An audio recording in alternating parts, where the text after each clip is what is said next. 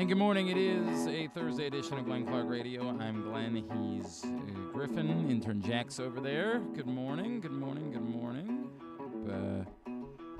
It was a pleasant Wednesday evening as the Orioles did this thing where they scored runs, which I didn't know was still allowed. I thought maybe that had been, outlawed. So that was kind of neat. I would prefer that, maybe they start doing that, near the starts of games. That would be cool. But, hey, man, beggars can't be choosers. You take them when you can get them. And if they want to score 7 in the 8th, then I hope they score 7 in the 8th every time they play. I hope that's the case. They call them the 8th inning Orioles, right? Is that what they call them? Yeah. I don't think anybody it rolls right off the tongue, too. Called them that. Yeah, I don't think that's a thing. But it was fun. It was fun as the Orioles even up their series with the Tigers. Now all they got to do today is go beat Tarek Skubal. So basically, I would book it. Just go ahead and put it in the win column. Yeah, I guess. That'll be tough. Hey, crazier things I think have happened. I don't know. I think. I don't know if crazier sure. things have happened. I'm pretty sure that crazier things have happened. I guess we can just go ahead and put Zach Eflin on the board. I mean, according to odds makers, probably crazier things have happened. And what are the odds? There's no way this is right. Minus 188 is the money line for the Tigers. Okay. I would probably go ahead and hammer the Tigers. You're getting minus 188 with Skubal on the mound. I mean, against Dean Kramer. I get that it's baseball, right? I do understand that the odds can only be so severe in a baseball game. I mean, but there have been games the Dodgers, when the Dodgers have been the best team in baseball a few years ago. They've been minus 400 favorites. I'm sure the Dodgers are still the best team. I know they don't have the best record, but I'm pretty sure. Yeah, but when they're playing, when they're winning 10 of 11 and they're red hot in July and they're playing the A's, it's or the Rockies, it's they're going to be a minus 400. Because wasn't that when the Orioles were bad, the Astros came in and they were a minus 400 favorite against the Orioles, and the Orioles got a win? I don't remember that, but I'll believe you. I'm pretty sure Rio Ruiz at a walk-off. Might have been around the time where I was kind of checked out. Well, what? I thought you see, you claimed to be an Orioles fan. Yeah, exactly right. All right. Later in the program, Michael Kelly, the new athletic director at the Naval Academy, is going to join us. We're going to make a trip to Bowie to chat with Trey Gibson of the Baysox. That's all coming up a bit later on. Zach Eflin goes up on the board. Man of the match is brought to you today by Game Day Men's Health in Owings Mills. I'm feeling great. Been taking peptides for a few weeks now, and no pun intended, I've felt a bit more of a pep in my step. Hey, how about that? You get to a certain age as a man, and you just don't feel like yourself. You don't know how to describe it. And in some cases, it's not something that you really want to talk about with your buddies. It's not really something you want to talk about maybe even with your partner. Sometimes it might be that you're dealing with, erectile dysfunction, and that's not something that you feel like talking about with anybody. But sometimes it's just, stubborn belly fat that won't come off. Sometimes you think you might be low T. Go get a complimentary testosterone test today at Game Day Men's Health in Owings Mills or Frederick. I go to Game Day Men's Health in Owings Mills. That's my location. But you can go to GameDayMen'sHealth.com, schedule your appointment, get your complimentary testosterone test. Just have a conversation about what's going on, why you don't feel the same way that you felt when you were 27. Whatever it is. It's the proverbial safe space for men. We don't like talking about these things. We just want to pretend like we're always in control of everything and we're good. It's just not always that way. You can give them a call as well. 443-264-4454. That's 443-264-4454 for Game Day Men's Health in Owings Mills. I don't have much more to say about last night. It was pleasant, and Zach Eflin, thank God, was great for long enough to allow the offense to come to life. Although I guess in the end they didn't really need the offense to come to life all that much because they needed it. They were 1 for 13 with runner in scoring position up until the 8th the 8th. And if it carries over, that's great. Last night they didn't really need it. They ultimately could have just won the other way. But then there would have been no chance they're beating Skubal today. I don't really think that anything that happened last night has anything to do with whether they have a chance to beat Tarek Skubal today. But, again, I'll still hope that some of it carries over. I would like that. That would be great if some of it could carry over. I don't know, man. Like, great. Bully. Obviously, Zach Eflin was really good. Allowed 6 base runners, and over 6 innings allowed just 1 run. Zach Eflin has been really good. It would be nice if Zach Eflin could be part of this thing moving forward, but probably not going to be the case. I guess still remains to be seen. We could be surprised. We could wake up one day and all of a sudden there's a Zach Eflin contract extension announcement. That would be swell. I would go for like any sort of contract-related announcement. That would be great. Anything about like the Orioles investing money in a baseball player would just be the bee's knees. They re-sign Manuel Rivera. All right. Well, at least they signed somebody. I mean, that's where we are. I don't like being the guy that piles on, right? Like, I think some of that stuff is brainless, and some people just do it for sport. But, like, that part of this conversation is relevant.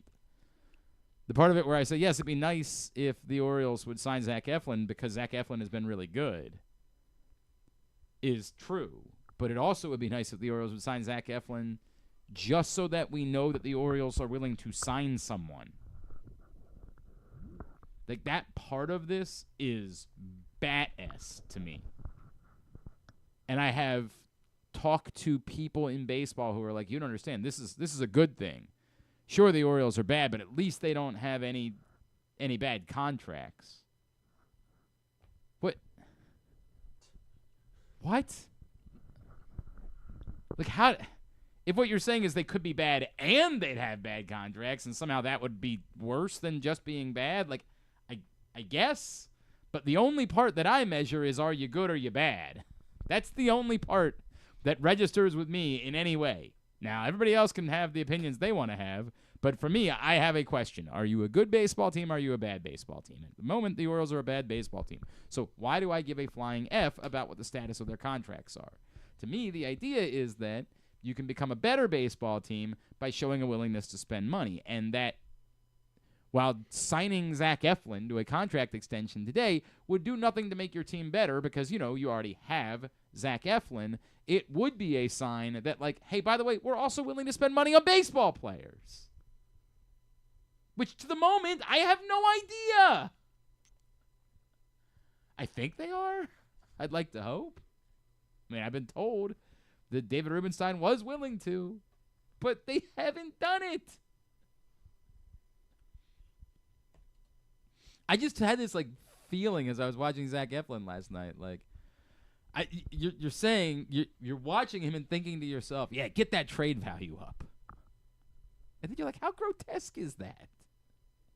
How gross is it that the feeling that I'm having while watching Zach Eflin pitch is, please get your trade value up? Ugh.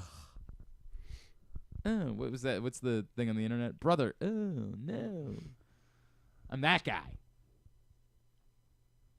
Oh. That's what I'm watching for? Of course, there's the 1 in a million chance the Orioles somehow win, like, their 13 of their next 17 games, and we're having a different conversation. But 20 in a row. Yeah, for the record, even if they won 13 out of their next 17, they still wouldn't be back at 500. No, they would not be. Jesus, man. They'd be at 40 and like 43. Yeah. If they won, but they'd be right in it. If they won 13 of 17, they'd be 40 and 43. Forget it. What do we do? Why are we still holding out this idea that the Orioles 7 games on the road against the Yankees and Tampa and New Rays, York, yeah. Right? Yeah. I mean, those would be good teams to do it against, for what it's worth. If you're going to go on a stretch, those would be good teams to have that stretch come against.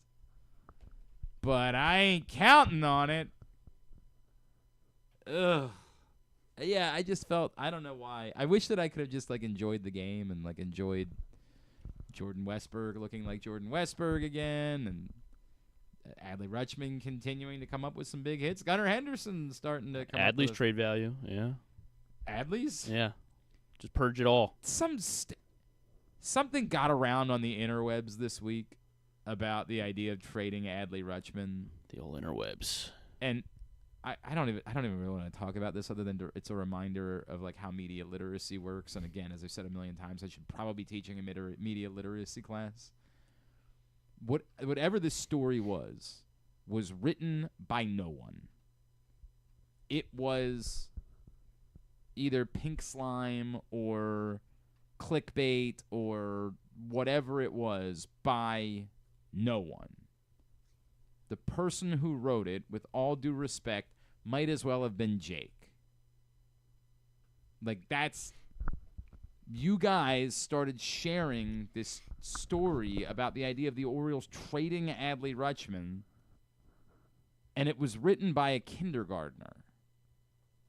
And I don't want to be too disrespectful because, I mean, no disrespect to you, Jake. I'm not. And Jake, I don't like the way he's talking to you. It was kindergartner, and then it was written by Jake. I'm sorry. I get so infuriated by this, where I'm like, how are we all this stupid?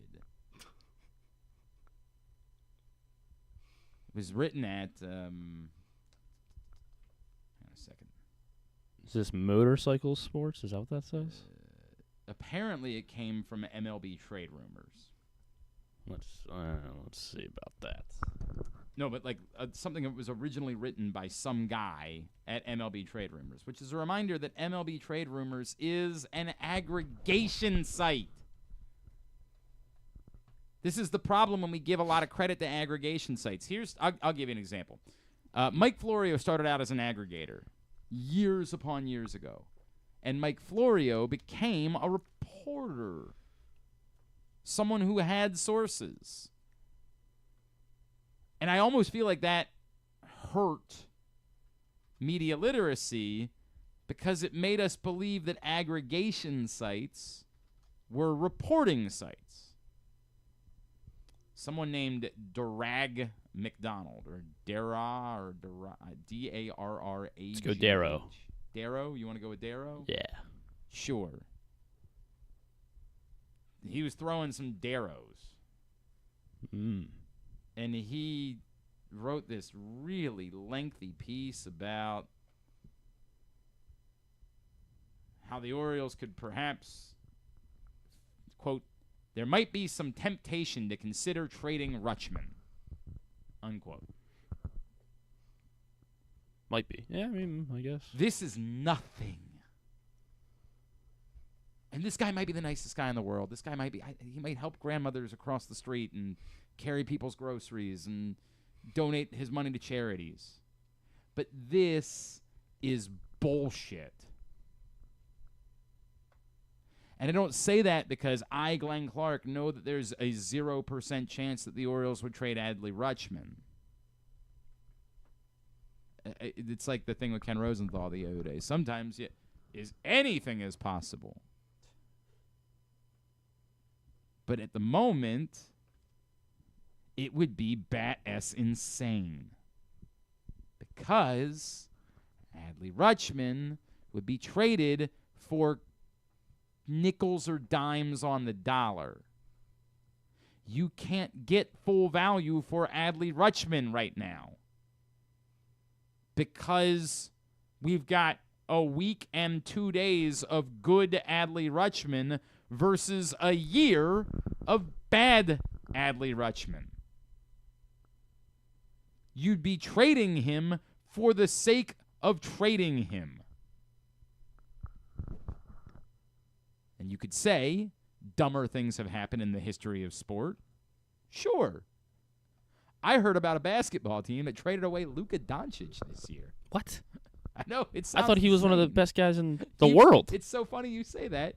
He is. What'd they get back? They got like 8 first rounders. Yeah. Got a couple 8th graders. Yeah, they got it. They got a guy who doesn't play. This is nonsense. And it's not sourced. It's just a guy on the internet spitballing. And we've given too much credit to MLB Trade Rumors because it's a good aggregating site. And when they're doing aggregating, when they're saying, hey, Chris Cotillo from the Boston Globe or whatever website he writes for. It's Mass Live. Come on. Is it Mass Live? Thank you. Chris Cotillo from Mass Live wrote this. Well, Chris Cotillo is sourced. Now, to the point, this is where aggregation has value. Because we can't all possibly have subscriptions to every major newspaper across the course the country. It's asking a lot for you to go check one by one. That's how Pro Football Talk became a thing. Pro Football Talk became a thing because it was a fascinating idea at the time. The Dallas Morning News is reporting this thing about the Cowboys, and the Chicago Sun-Times is reporting this thing about the Bears, and the Washington Post is reporting this thing about, at the time, the Redskins. And, like, you're not going to check all of those locations, but we will. And then you'll know. Now, for the most part, I stopped going to Pro Football Talk a long time ago because, like, right now, there really is nothing. It's a very boring time. But Mike does have sources. After he gained popularity as an aggregator, he started getting league sources. And then he could report news, too. Now, sometimes, like, he's obsessed with Lamar Jackson and the $750,000. There are times where, with Mike, who's a friend, I think everybody knows that, I'm like, dude, what are you doing?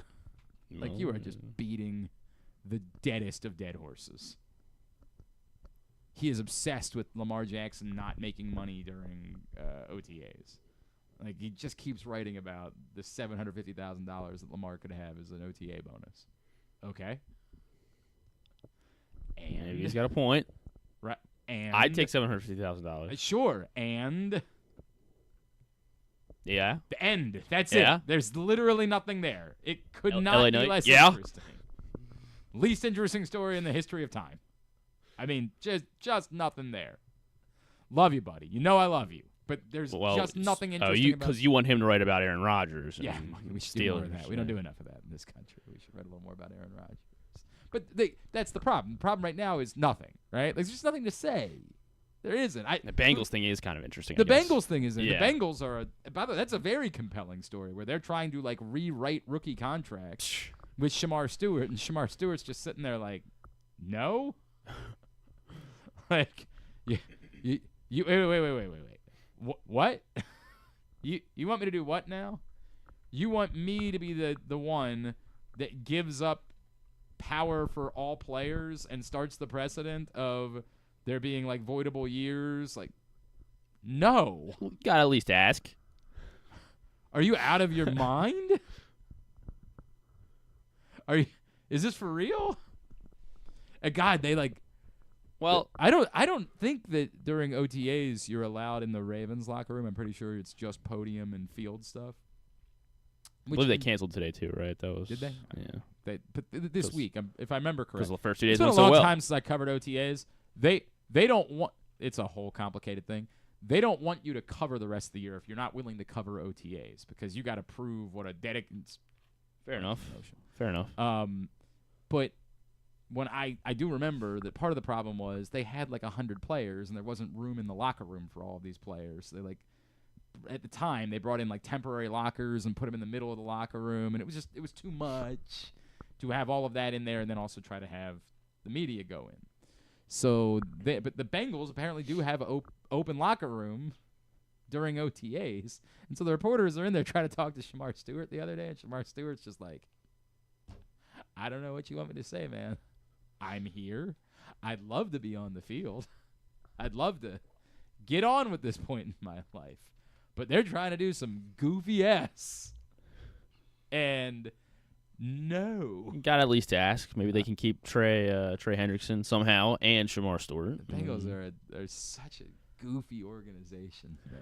Like, what a weird place that is. They did keep both wide receivers. So. And like you have this, like, moment where you're like, you are convinced that they really have been better, in part because the standard was so low for the Bengals. I mean, the Bengals are well, they got a quarterback, one of the worst so organizations in the history of professional sports, and the standard was so low that, like, just competence is wildly successful. Getting to a Super Bowl was a miracle. They hadn't done that since the 80s.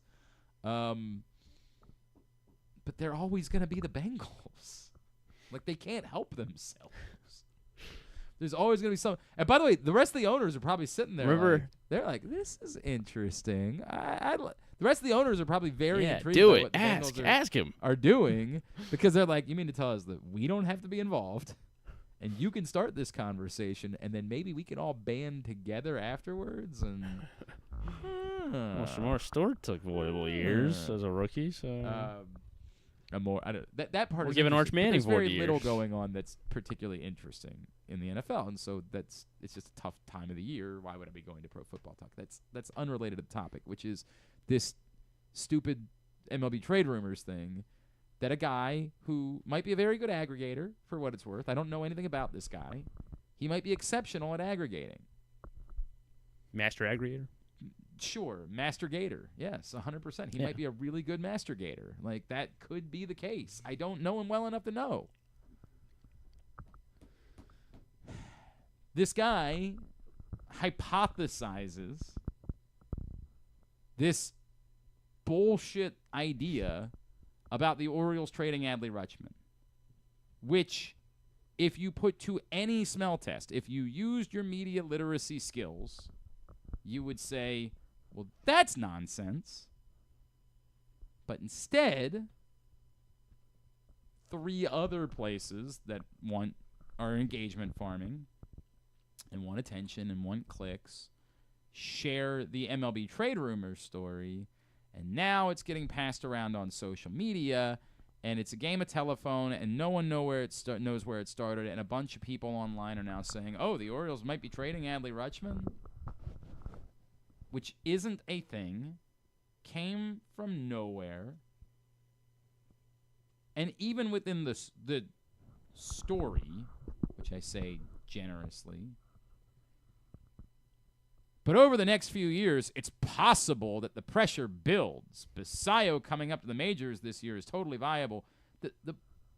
Yes, at some point, the Orioles might trade Adley Rutschman.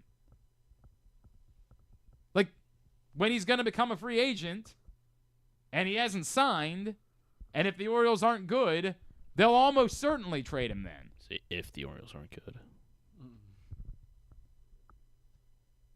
This is bullshit. And I'm sorry if you listen with your kids. But sometimes we have to say it out loud. This is nonsense. I don't even like that I'm giving it this attention, but it's not really about this. And I mean this when I say it. When you guys get mad about what Skip Bayless did on television, that's on you.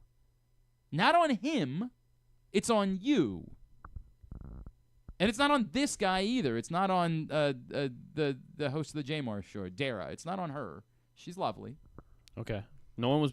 No, but isn't that who wrote the story? Oh, Dara. Oh, yeah, you're sure right. I'll ask her about it. I'll see her not on later her. today. I'll talk to her later today. I'll ask her. She's calling quite a stir in Baltimore. And people can do their pink slime crap. They can do their just throw anything at the wall type of stuff. It's on you that you're not willing to go to do even a modicum of scrutiny to what you read. Hey, remember yesterday we had the conversation about what Ken Rosenthal wrote? What did I say? Ken Rosenthal knows what he's talking If about. Ken Rosenthal wrote it, there's something to it. If Ken Rosenthal uses the qualifier of if Mike Elias is the general manager, then there's a reason why he felt the need to put the qualifier in. Ken Rosenthal ain't guessing.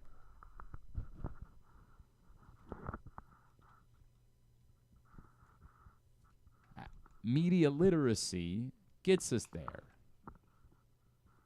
There are times where if you read a story and it's on MAGAForceMAGA.com, You know it's legit. exactly right. Yeah. Checked, sourced, triple sourced, 100% independent journal. And I don't say that to try to get on that. This is not about picking sides. This is not that. If it's on Biden Forever, TrumpSucks.com. You also know. Right, correct. 100. These are the two definitive Those are the two you can trust. news sources that we can go to in it requires us moving forward This is what happens when we've allowed, and we haven't allowed it, but it's just the way that it's worked. With the dawn of the digital age comes the ability for everyone to share information. It used to be that media was like the fourth estate is important. It was gatekeeping was a thing. Many of us don't share all of the information that we have. There's lots of things that I've been told over the years that I'll never tell. Gatekeeping, that's the way that it works. But gatekeeping is kind of dead in 2025 because everybody's got their own mass media. Like Griffin's got 13 TikTok followers. 14. You started following me yesterday. Remember, I told him to flush that again in a day. So yeah, it's back to 13 on Friday. I thought I was one of the ones that you've got 13. Thought I was up there next to like Rob Long, and I didn't feel bad because I realized that we also unfollowed like Rita and like people that it's fine. Bad. You unfollowed Rita? No. Dude, my bad. I told you to unfollow everybody. I did. Look, truth be told, if you're mad that we unfollowed you on TikTok, we are trying that we got to grow our Maybe TikTok follow us following. back. Yeah. By the way, that would Rob. Yeah, Rob. Yeah. If I unfollowed Rita, she wasn't following us back. Hate to say it. Is that really the case? Yeah, because I went down our friends list. And damn. people that weren't our friends, but we were following. Damn. Get out of here. Oh, by the way, new episode of Rita and Glenn available now in the greatest hits, as well as youtube.com/@Rita and Glenn. You can check that out now. And then tell her, follow us on TikTok. So we're teasing next week's episode where you guys drop the gloves. Yeah, right? Where we deal with it. Where we deal with it. We're not friends on TikTok? You want to fill in for Caleb next week? What do you guys do? Maybe. I don't know. We'll talk about it. Maybe earlier in the day would be better. I don't know if that's not an going to happen. option or not. I don't think that's an option, unfortunately. Rita, at some point, she's switching jobs, so that might be an option again at some point. But right now, you do on Tuesdays. Actually, I think I should. We'll talk about it. We okay. You don't have to commit to it today. We can talk about it off the air. Got an interesting scenario playing out. Anyway, moral of the story being, this is the way that it works now. Now that we have the ability for everyone to share something, it also requires us to do the burden falls on us a little bit more. And it's one thing when you're getting duped by a darn Schefter on Twitter and like, oh, okay, stupid me. He's been close sometimes. But it's not just the obvious fakes. This isn't fake. This is a guy who writes for a website that people visit. People go to Bleacher Report too, but you know what the qualifications are to be allowed to write for Bleacher Report? 1, breathe. Well, probably need to know how to type, right? List of qualifications. They make some good lists every now and then. And I'm not even like that's Bleacher Report's no different. Legacy media is doing that. You can do this now at like Sporting News or SI or like real legacy media places. But they're just desperate for clicks and for cheap labor and they don't care. They don't care what the ramifications are of it. In fact, in some places, they say this is how we justify. We're able to afford doing real journalism by also muckraking, like by also doing this. If we can muckrake and we can steal clicks and engagement farm and clickbait and pink slime, if we do some amount of that, then that will fund our ability to do the real sports writing that we want to do. And yeah, that's pretty dystopian, and I hate it here. But what are they paying? I'll tell you if I'm interesting. You think that I've always loved everything that I've done here? You think that I've hit 100%? You think that every time that I've ever done anything, I've been like, I'm proud of that one. Come on, man. It's the way it goes. Sometimes I go to PressBoxOnline.com and I'm like, yep, we just shared a press release. That's what we did.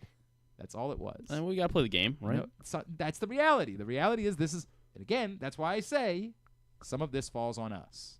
So if you've shared out this week, the Orioles might trade Adley Rutschman, don't be mad at that, at Dara. She's lovely. She's a lovely woman. Don't be mad at her.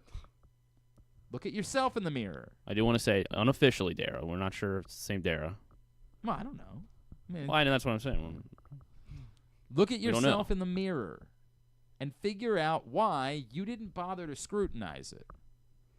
Why you didn't bother to say, does that make sense? And if it's real, why wouldn't Jacob Calvin-Meyer or Andy Koska or Danielle Allentuck or Matt Wyrick or the list goes on, why wouldn't the people that cover the Orioles on a day-to-day basis be the ones talking about it? Or Ken Rosenthal or Buster Olney or Jeff Passan or Chelsea Janes or somebody along the national sourced baseball reporters.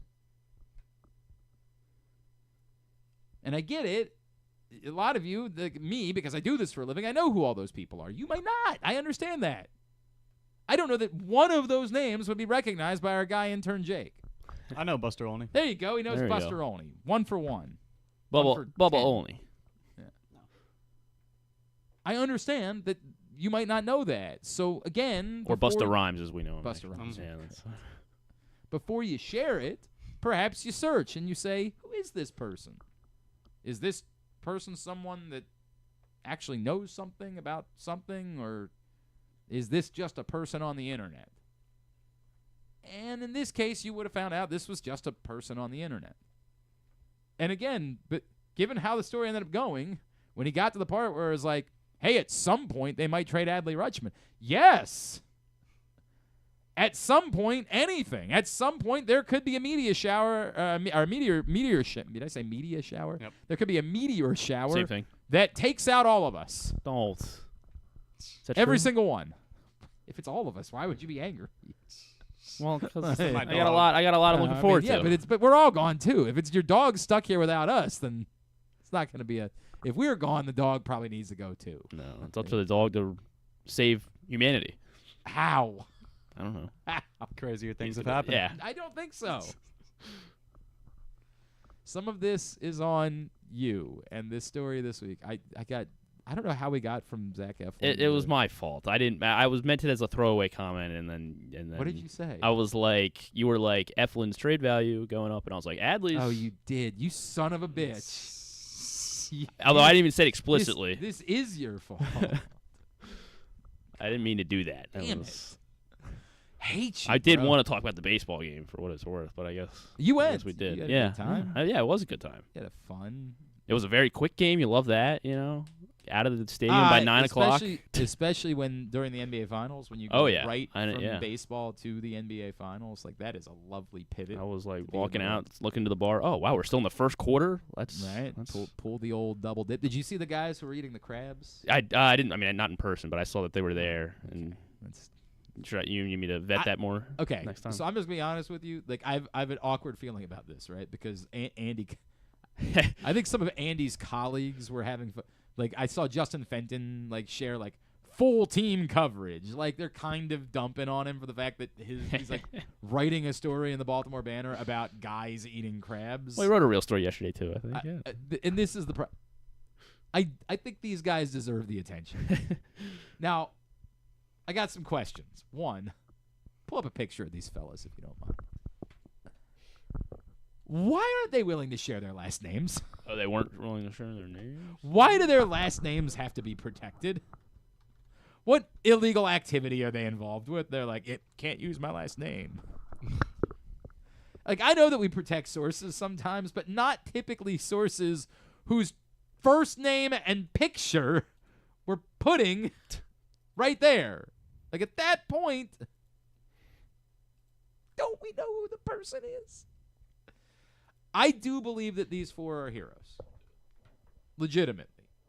These gentlemen, who apparently have been doing this for a few years, where they stuff their gallon baggies full of crabs and come in and lay out newspaper at the center field bar and sit and eat crabs, these people, they are heroes. In a world where we need more. We need people who just said, we're doing it because we can.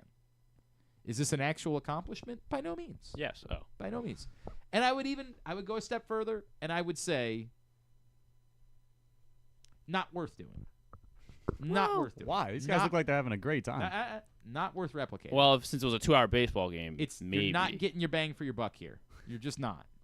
As they pointed out, you can't bring knives in. And then you get to the part where you gotta, just start with that. Use the back of a.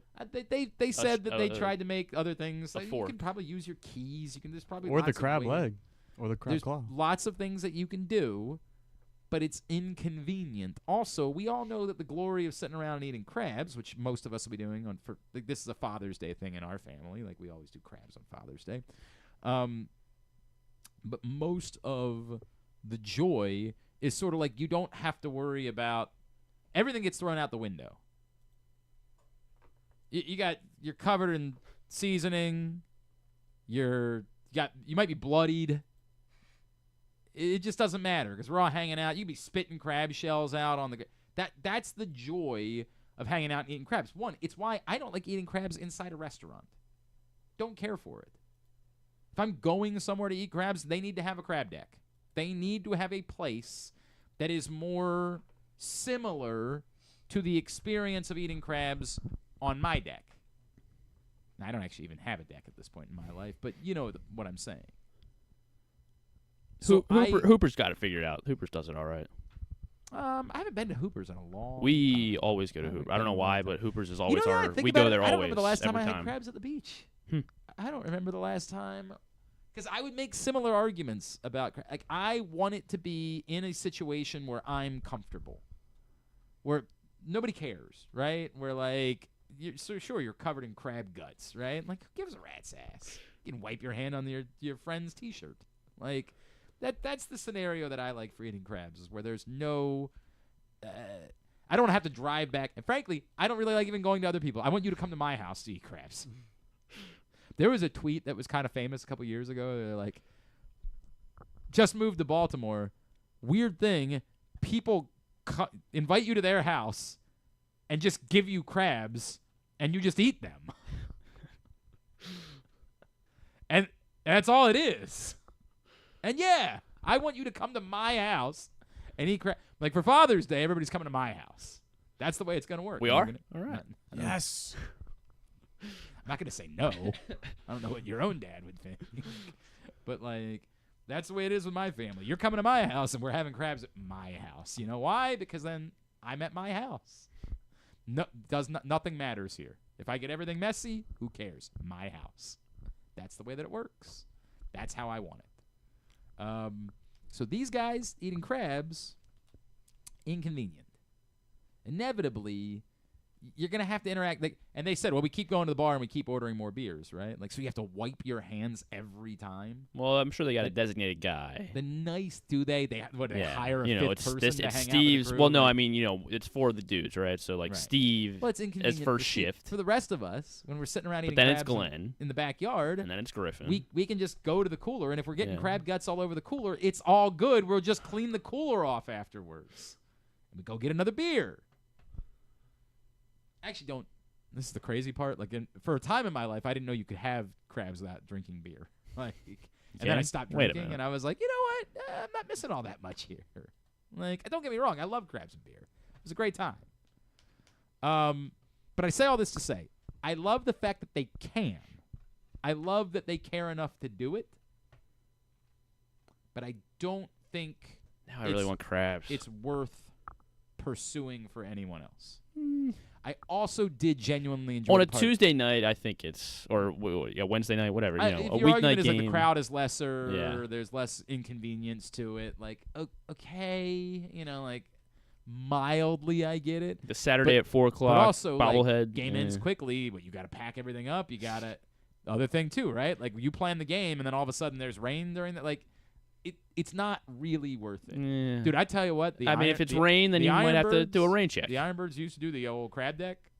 That was great, man. I'll even pull the curtain back. They weren't even that great at crabs. They were never jumbos or whales or even extra large. They were small crabs, but it didn't matter. Because you were hanging out. In fact, I remember I told him this story. One of my favorite nights ever was I showed up. My buddy, his company had crab deck tickets for that night, and I was like, I'm gonna go sit and eat crabs. You would do that whether or not there was a baseball game, right? And then I showed up, And Steve Johnson was pitching for the Ironbirds that night. I had no idea that he was even on a rehab assignment. I was so excited. I was like trying to yell to him. I'm like, "Hey, Stevie! It's Glenn. It's your friend Glenn Clark." It's just like, what is wrong with you? It was great. I was so happy about that. It made me. I think he pitched 1 inning. I didn't care. And he went to the usher. Can you throw that guy out? Yeah, 100%. Like, just get him out of here. Get him. That's the whack job. Get him. But it was great because you were in your own area, and everybody in the area. So the lawlessness could exist within the crab deck. Everybody understood. If you're spitting out crab shells, all good. We chose to sit in the crab deck. That's the way that it works. But when you're doing it in a location where other people are just trying to enjoy their night, I did enjoy the bit where apparently people come up and ask, "Hey, where'd you get the crabs?" And they make up. They're like, "Go up to section 536." Oh, there were boogs today. Such a good bit. Again, this is why they are heroes. They're heroes because it's worth it to them.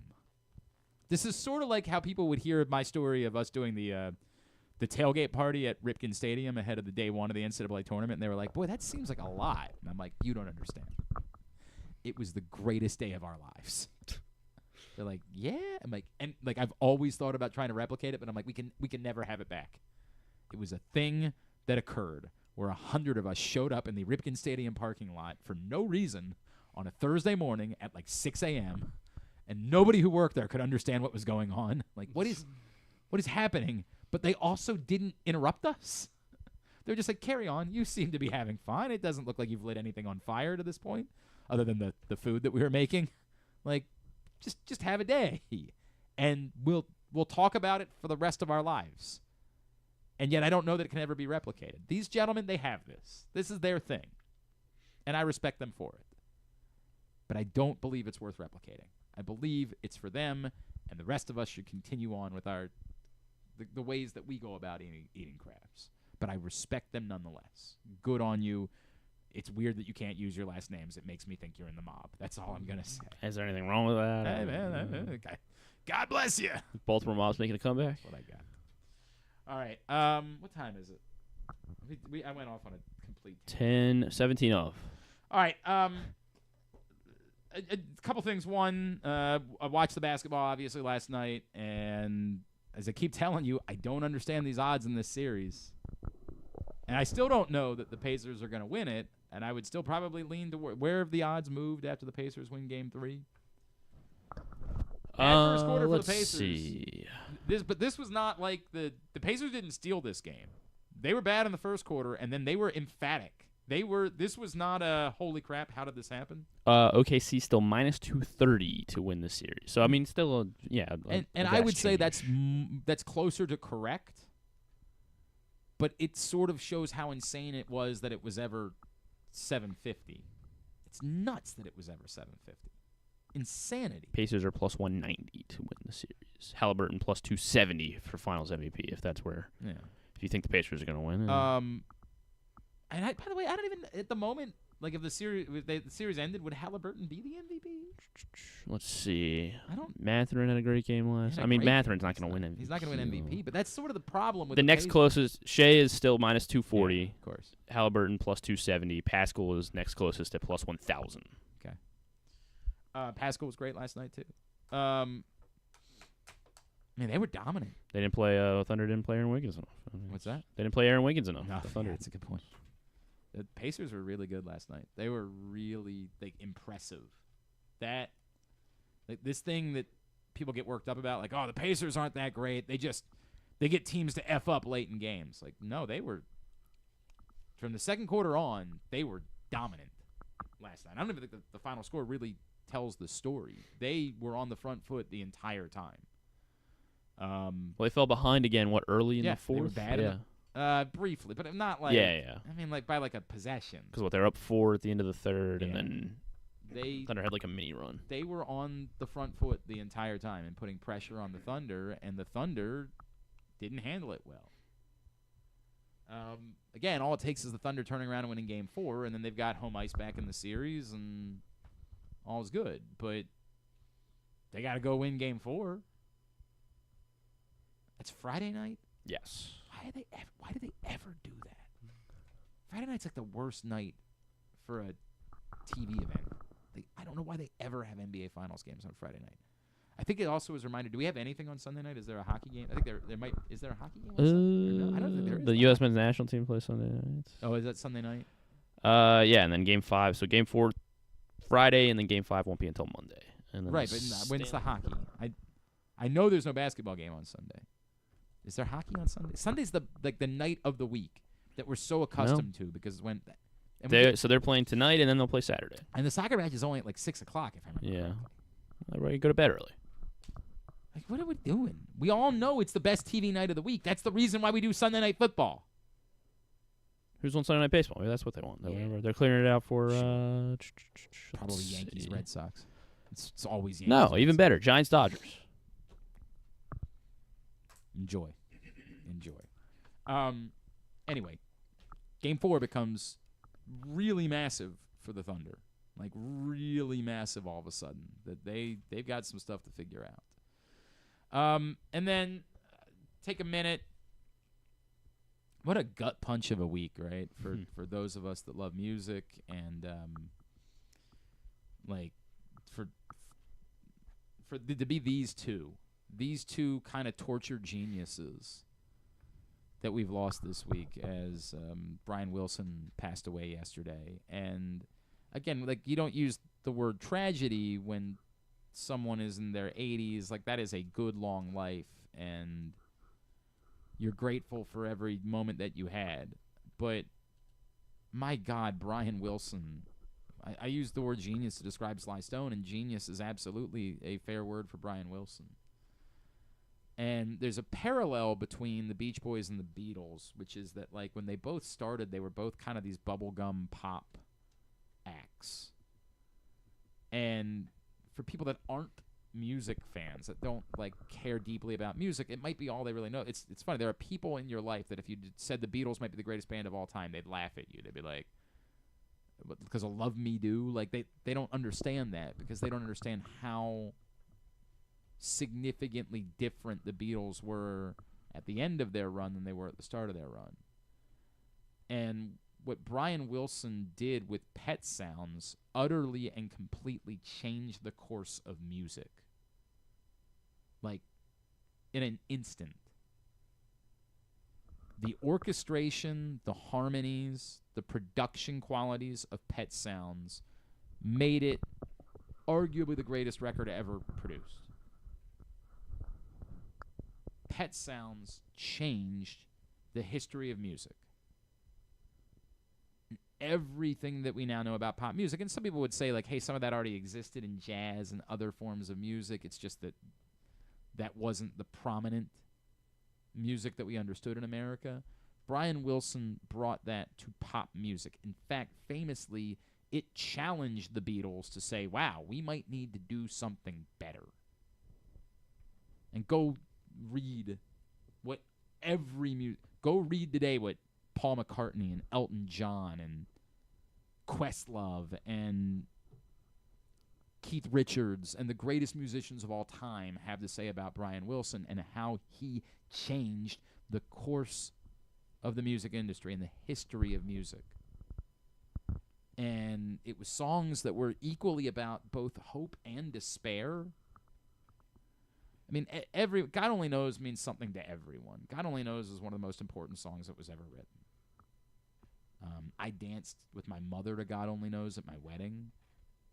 I sing God Only Knows to my kids when they were young, and I just walk into their room after they fell asleep, and like as a father, it's you're not ready for how truly your life is going to be changed by this, and you just have moments where it like hits you like how powerful it is.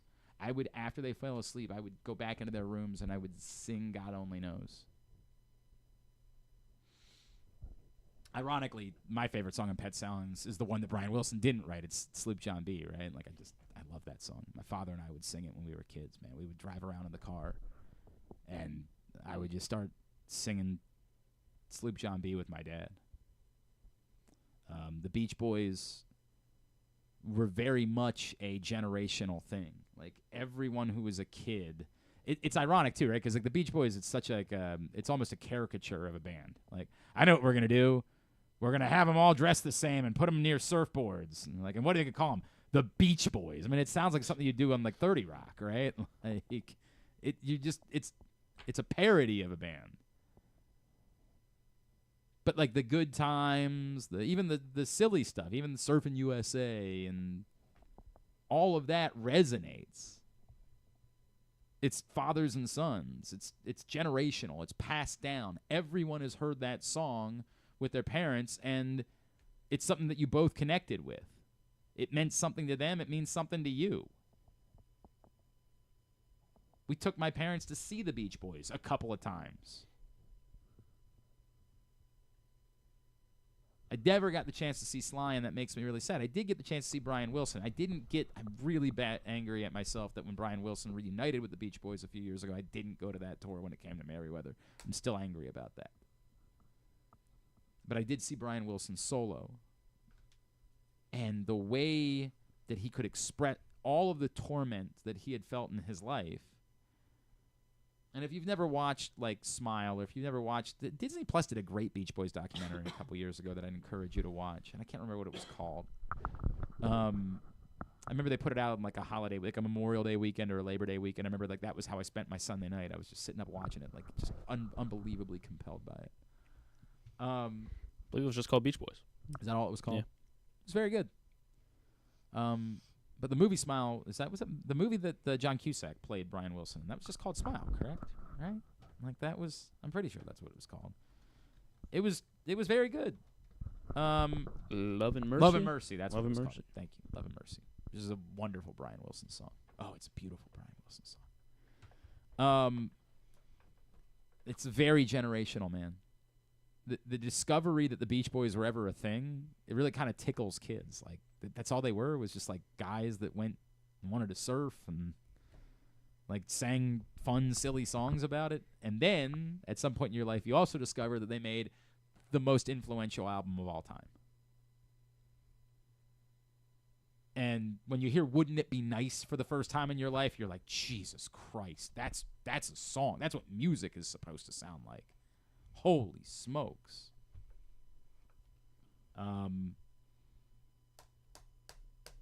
Good Vibrations. Holy crap. The production level of Good Vibrations.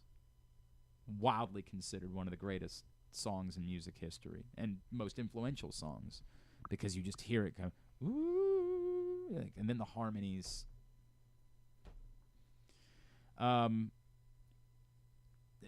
You wish that Brian Wilson's life, in a way, had been different. Like he would have been able to live more comfortably in the spotlight.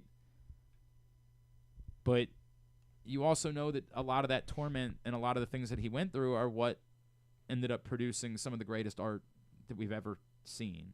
And losing his brothers and being taken advantage of.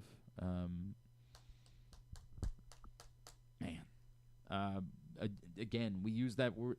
Not everyone. A lot of times we do this, like things happen in threes, and we just find three people and we compare them. This week we lost two absolute icons and geniuses, two of the greatest musicians that have ever lived.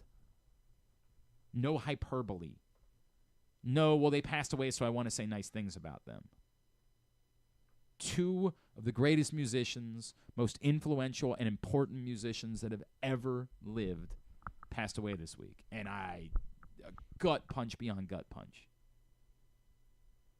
Because they mean something to everyone. Everyone has a connection to Brian Wilson and the Beach Boys music. Everyone does. I loved if you didn't see what Questlove wrote about him, it was so amazing. He's like, he was the king of emo before we knew what emo was. Like, he was in his feelings in a way that, like, we just weren't. And, oh, man, we're so much worse without him. So much worse without him. Safe home, Brian Wilson. And thank you for everything that you've given us.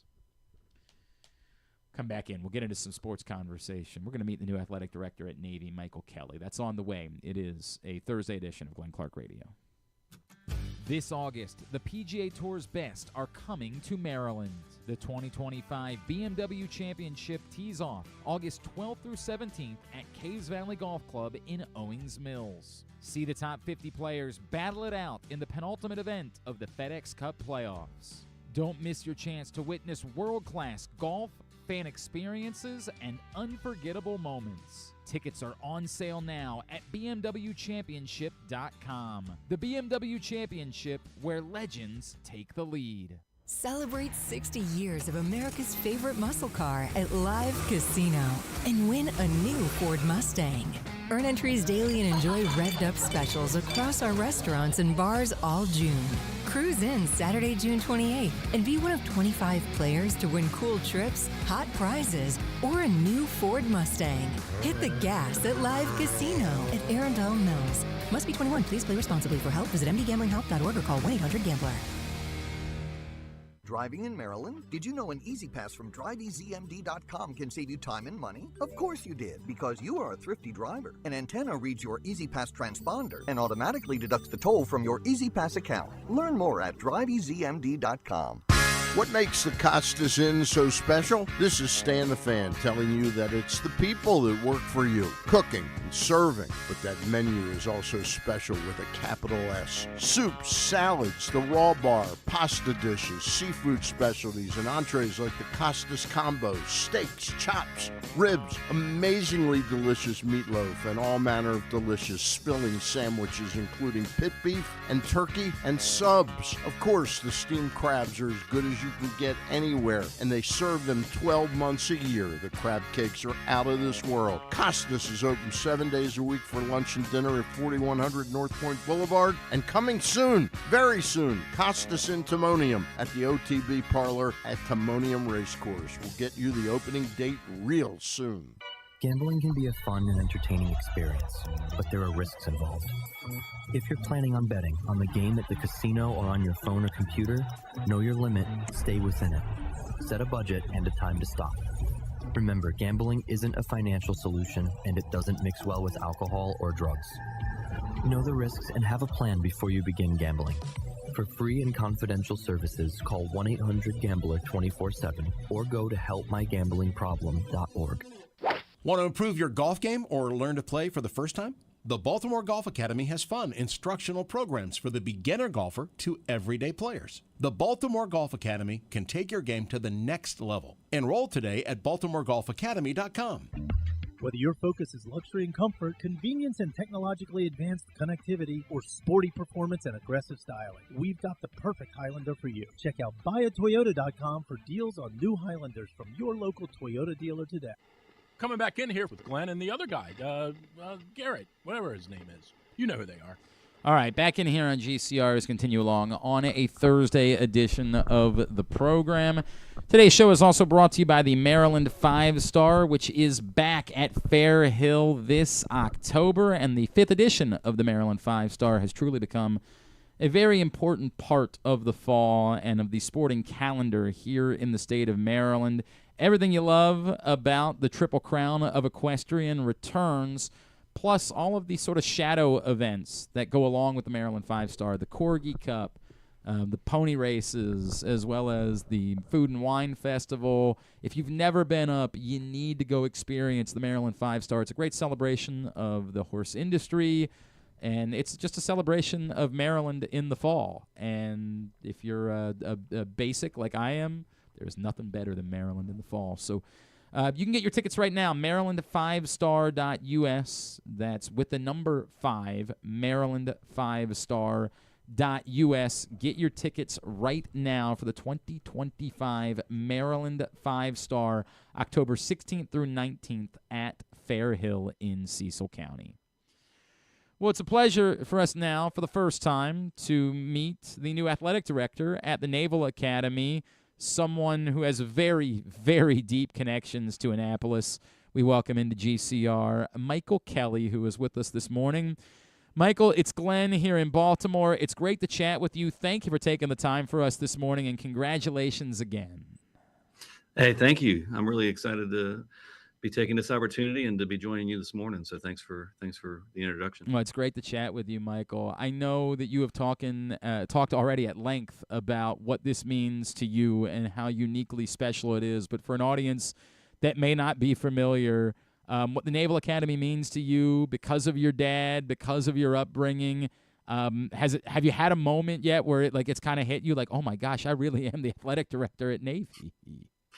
It's starting to hit a little bit more. I mean, when I had a chance, when the superintendent had given me the nod to get this opportunity, and when I was able to call my father, it really was a prideful moment to be able to make that call. I'll never forget that. But as you said, my father was a 67 graduate when he did a couple tours of Vietnam and kind of ended his career here in Annapolis. So my earliest childhood memories are on the yard or at Naval Academy football games, and certainly have admired the Academy throughout my entire life and career. And so you're right, to kind of have a full circle moment to be able to have this chapter for me and my family is very, very special. So Academy is special, the DMV is special, and really excited to come home. Did you ever have a moment when Navy was playing in South Florida that you felt any amount of conflict whatsoever? Did you ever have any of those over the years? Well, in my tenure here at USF, unfortunately, one game got canceled during COVID when we were supposed to play, and then we had a chance a couple of years ago at USF to come up there, and were successful in a game there, and it was kind of a quirky game. Navy had some bad snaps on that we returned for 80 yards and that kind of thing that kind of helped in that favor. But then, remember at the end of the third quarter last year, Navy had up 27-0 on USF. So never, it was just surreal to kind of come back then a couple of years ago to Navy Marine Corps Stadium, and now to get a chance to do it again on the home team will be very special for the foreseeable part of my career. Michael, obviously your personal connections are significant. I am sure that there might be someone professionally that would say, hey, aside from football, isn't Navy at a lower level of athletics than South Florida is from a conference standpoint? Do you have to explain to them why, or do they understand why Navy is so special and so unique and so different that all of your compatriots are like, no, we get why you would be making a move like this? Well, I think certainly the personal story makes it that much extra special, but I think everyone has great respect for the Naval Academy. Certainly the peers that I've had here in the American, certainly my staff, my administration on the academic side and the athletic side understand full throttle. You're right. On football side, proud members of the American, but it's a national brand, right? And even for all of our sports in the Patriot League and others, it's a national brand. It's an international brand, quite frankly. And people know that the mission there is not only to succeed in what we play wherever we play it, but to develop officers for the Marine Corps and the Navy, and to see the success that midshipmen have in life, whether it's military, business, education, government. Everyone has respect for that. Everyone knows that that's part of the mission, and that's a great part of it. But to do it in a situation despite all the changes in college sports right now, I think there's a lot of even the biggest athletic departments might be cutting sports or cutting back on their commitment to sports. And the physical mission is a big part of the Naval Academy. And they have 36 varsity sports, they have 15 club sports. That's a big part of it. It's the DNA of the Academy to develop these men and women and to give them the chance to play. And hey, when you're in the Patriot, when you're in the American, when you play a national brand of teams in all sports, you've got a chance to go to the NCAA tournament. You got a chance to go to the CFP, and that's all anyone can really want. So I think young people are looking at the Naval Academy not only for the specialness of it in and of itself, but to know they can play D1 sports in so many different sports. And we embrace the fact that we keep have our tie for the largest athletic department in the country in Division I, and we'll keep embracing that because that's true to the mission of the Academy. Michael Kelly, the new athletic director at the Naval Academy, is with us this morning here on GCR. Michael, you referenced the changing nature of college athletics. Is on top of obviously how personal is for you, is there a part of you that maybe is happy to get away from NIL and some of the challenges that are going to be faced, obviously, moving forward by a lot of those schools?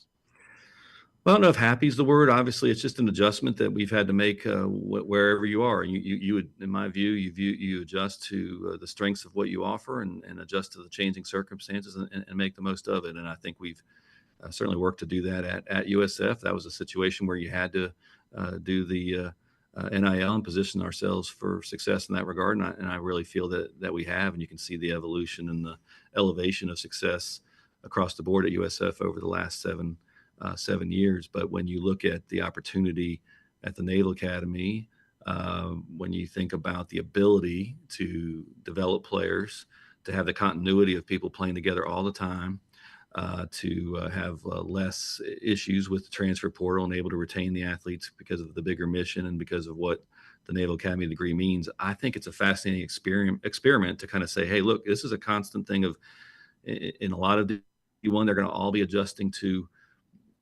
constant turnover, constant player movement versus a true player development model that you can kind of develop the program, not only the players, but the team concept. And again, it's not lost on me. I don't think it's mere coincidence that in probably the first year of full chaos, if you will, that the Naval Academy won 10 plus games and won the Commander-in-Chief Trophy and beat Oklahoma in a bowl game. Even our rival at West Point to win the American Athletic Conference. So I think it's going to be a classic and awesome.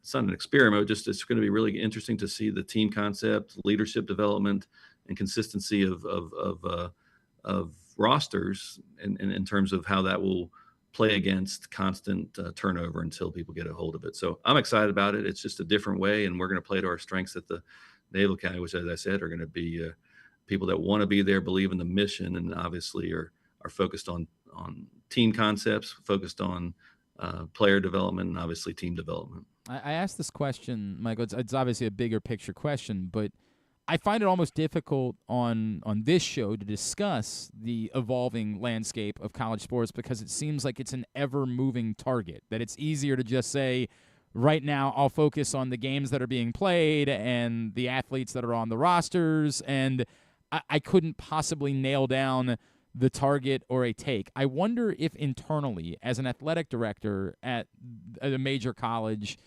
like, how difficult is the job at the moment? Is it, do you feel like you're flying by the seat of your pants and you don't know what things are going to look like on a day-to-day basis? Or is there more panic from the loudest people in the room than there really is on a day-to-day basis when you're doing the job? Yeah, Glenn, that's very insightful about the industry as a whole. I think when you look at it, really, the NCAA was established in 1905, really as a protection against the physical brutality that was happening in football at the time. So it was established to create physical safety. It stayed probably relatively unchanged until maybe 1972 when Title IX came about and greatly expanded the opportunities for women and women in sports. And then it kind of stayed, in essence, pretty static again until recent lawsuits and other things have kind of ultimately led to this recent House settlement last week that is now completely changed in terms of player benefits, player movement, all those things that go with it, and now basically revenue sharing and all those things. But what's happened in these last 5 years, the reason I say that is like, hey, for 100 years, you can say, hey, it's pretty stable. You could plan for things for years in advance. And for really these last couple of years, it's all hitting at the same time. And no one really knows what the rules are. They're all adjusting as it goes. And it's very, it's just disconcerting. It's not a panic, but it's just like, man, no one really knows what to do. And now we've planned for a whole year to kind of get ready for it. And now they're going to have this last 2 or 3 weeks to really get ready for the full implementation of rev share and other things. So it's very chaotic. It's things you used to have months and years to plan for and assess and make, sound decisions are now happening very, very quickly. So people are working hard on it. It's going to work out in time. Everything's going to kind of calm down, but right now it's very tumultuous. And it's very disconcerting. So I know the whole industry is really adjusting to a very unusual time of circumstance that very few industries have ever had to deal with. I can only imagine. The difficulty on a day-to-day basis. I know one of the things that's particularly loud in that sphere is the idea of like the power conferences splitting away. Is that something, like the panic about that? Like, how impactful would that be at a place like Navy? Would life mostly be the same if that were to happen? Like, is that something that you even bother to think about right now?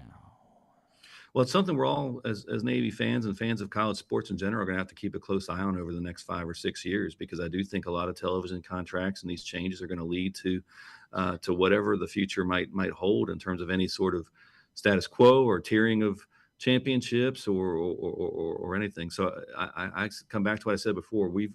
wherever you are, you've got to play to your strengths. And for us to kind of build on the legacy and centuries of success, if you will, almost centuries of success at the Naval Academy, to build on that brand, to continue to perform well in football, to continue to perform well in all of our sports, to kind of know that, the excellence that we strive for stands out. And kind of when folks are deciding whether it's conferences, new structures, new organizations, whatever it is, that Navy is exactly where we expect and want to be in terms of playing that.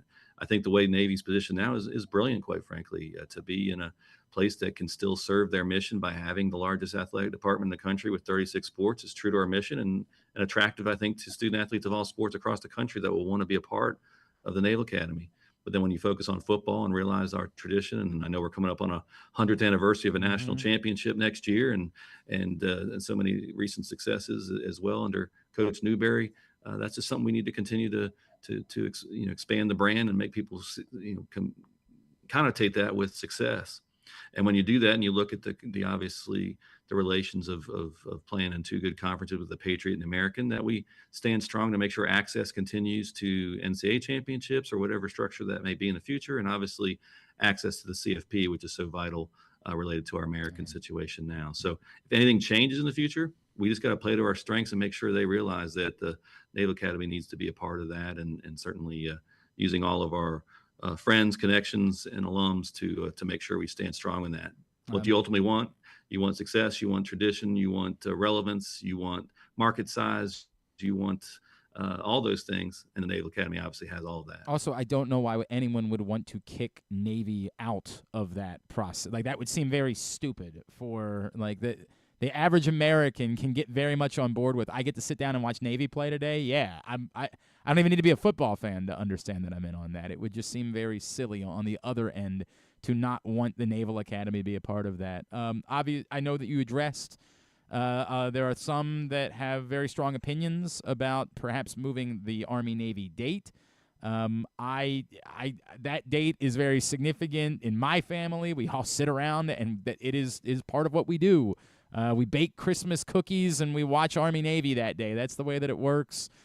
Is there any merit at all to any of the arguments that you've heard about moving the date of Army-Navy, or it really is, this is a very silly conversation. We've got a game. We play it when we play it. Everybody else can work around that. Well, it's obviously something that I haven't had a chance to get fully involved in the conversations yet, but know that for all the reasons you stated, Glenn, and why it's so important to me and my family, why it's obviously important to more than 10 million people every year that watch it. So it's one of the most watched games in all of college football. It's bigger than college football. It truly is an American tradition. And when something that's big, I have a lot of confidence that people will honor it for what it is, and that will be able to maintain its national relevance, not only to what it means to the country, but certainly what it means to the Naval Academy. Obviously, it's only coming up because of the practicality of discussions related to the CFP in terms of it is further expanded beyond the 12.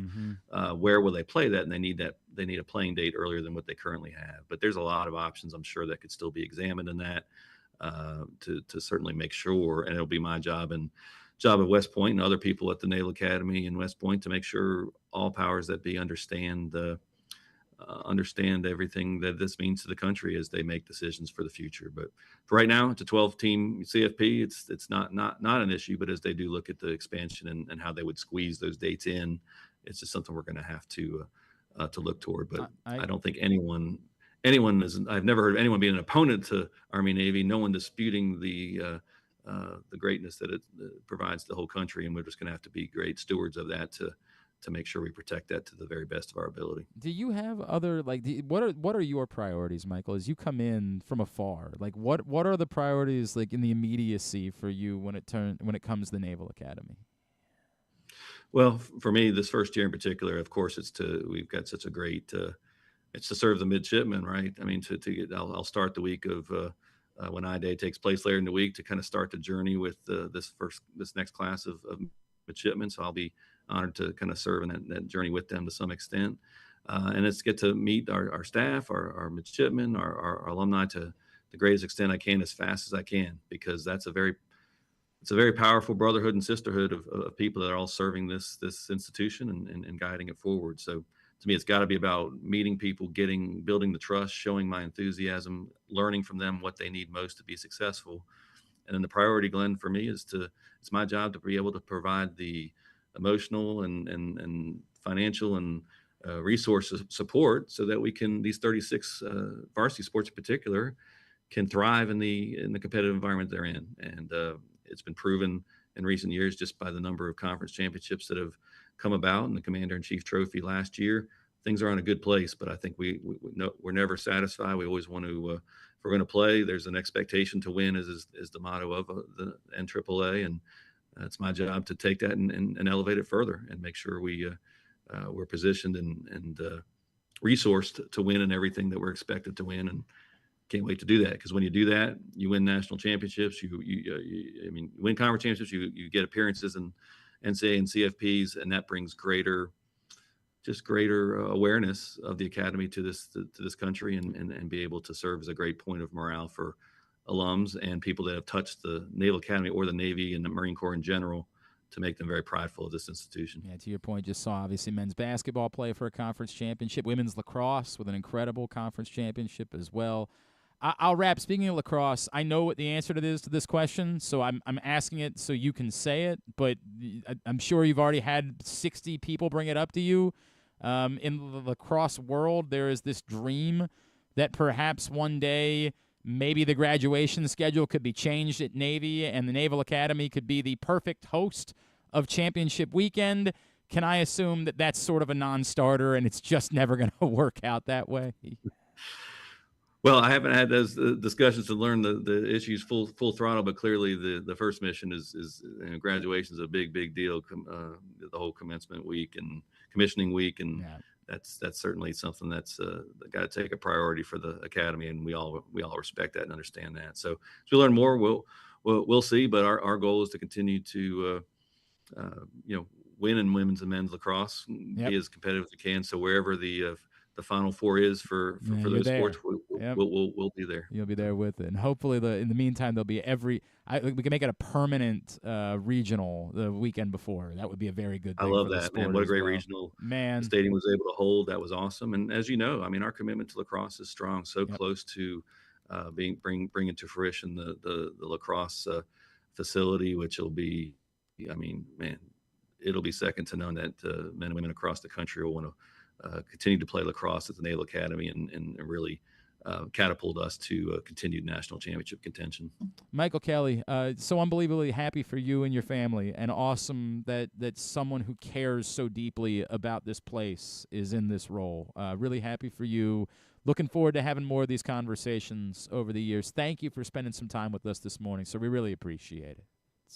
Hey, thank you, Glenn. It's I really appreciate you giving us this exposure, and really look forward to working with you and your team to continue to make everybody aware of all things Navy sports. So no doubt go Navy, and thanks for your support. Thank you, Michael. Really appreciate you. Michael Kelly, a new athletic director at the Naval Academy. It really is a very special story of someone who it's in his blood, right? Like this is a place that he cares about deeply. And it is a special place, and I say that all the time. It is a special place. And special individuals that are involved with that place. And so rooting for Michael Kelly. You hear it in what he's saying, that there is no desire to move the date of Army-Navy. No interest. And for all of us, and I used to go to Army-Navy every year. My family has a get-together every year on that same date, and it works out perfectly. Like, we get together, we bake a bunch of cookies, and then we just watch Army-Navy. And it's a great way to spend the day. And everyone in my family that doesn't care at all about college football, cousins and aunts and uncles, will sit together to watch Army-Navy. And so, like, selfishly, I want that. Like, I don't want to lose that date. The practicality of, if at some point college football says we added another round, we got to play these games. Now, that would presumably only be if they go beyond 16 teams. They just go to 16. They don't need to add more. But if they were to go to 20 or 24 or, out as far as it seems absurd that they would do a 32-team. Could you imagine that? But if they were to go to 20 or 24, then they would need. I could imagine that. Yeah, I mean, I guess they would essentially they would have to do one of two things. They'd have to just eliminate the bowl game structure entirely to do that, or, and this has been argued, the losers of the playoff games would then just get assigned to bowl games, right? Like, but if you thought nobody was playing before, like, how in the world are you getting? You just lost in the playoffs, and then, but go to the Gasparilla Bowl. Yes, that's tough, dude. And it's a tough thing, right? Because, like, we can kind of mock the bowl games for what they've become, but that's also what's going on that time of year. That time of year, the joy of, it's Tuesday, I'm going to sit down and watch the Bad Boy Mowers Bowl. That's a good one. It's a good one. It's Detroit, right, I think? And I think Bad Boy Mowers might be the Pinstripe Bowl, maybe. That might be what they're associated with. That might be where they are, is the Yankee Stadium Bowl. Can't forget the famous Toastery. All of them. The Pop-Tart Bowl has stolen valor. Idaho potatoes. The Pop-Tart Bowl, we should be more furious as a country about, but yet we've just this, by the way, is also part. We have a media literacy problem that relates to the Pop-Tart Bowl, where we were promised there was going to be an edible mascot, and then they just put out a big cake, and we were like, oh, look at that. That's great. No, it's not. You're liars, and things should matter in this country. Words should matter. We can mock bowl season, but the reality is those games, and obviously in Annapolis they know what the Military Bowl, do mean a lot to the community. To the community, those are major events. And the bowl system has worked not only for the network partner, obviously most of them are ESPN. I think like Fox has one bowl. I think the Holiday Bowl's Fox, and CBS I think has the Sun Bowl, and then everything else is ESPN.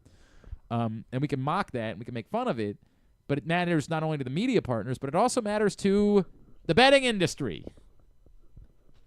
Where around that time of year, that's what's going on.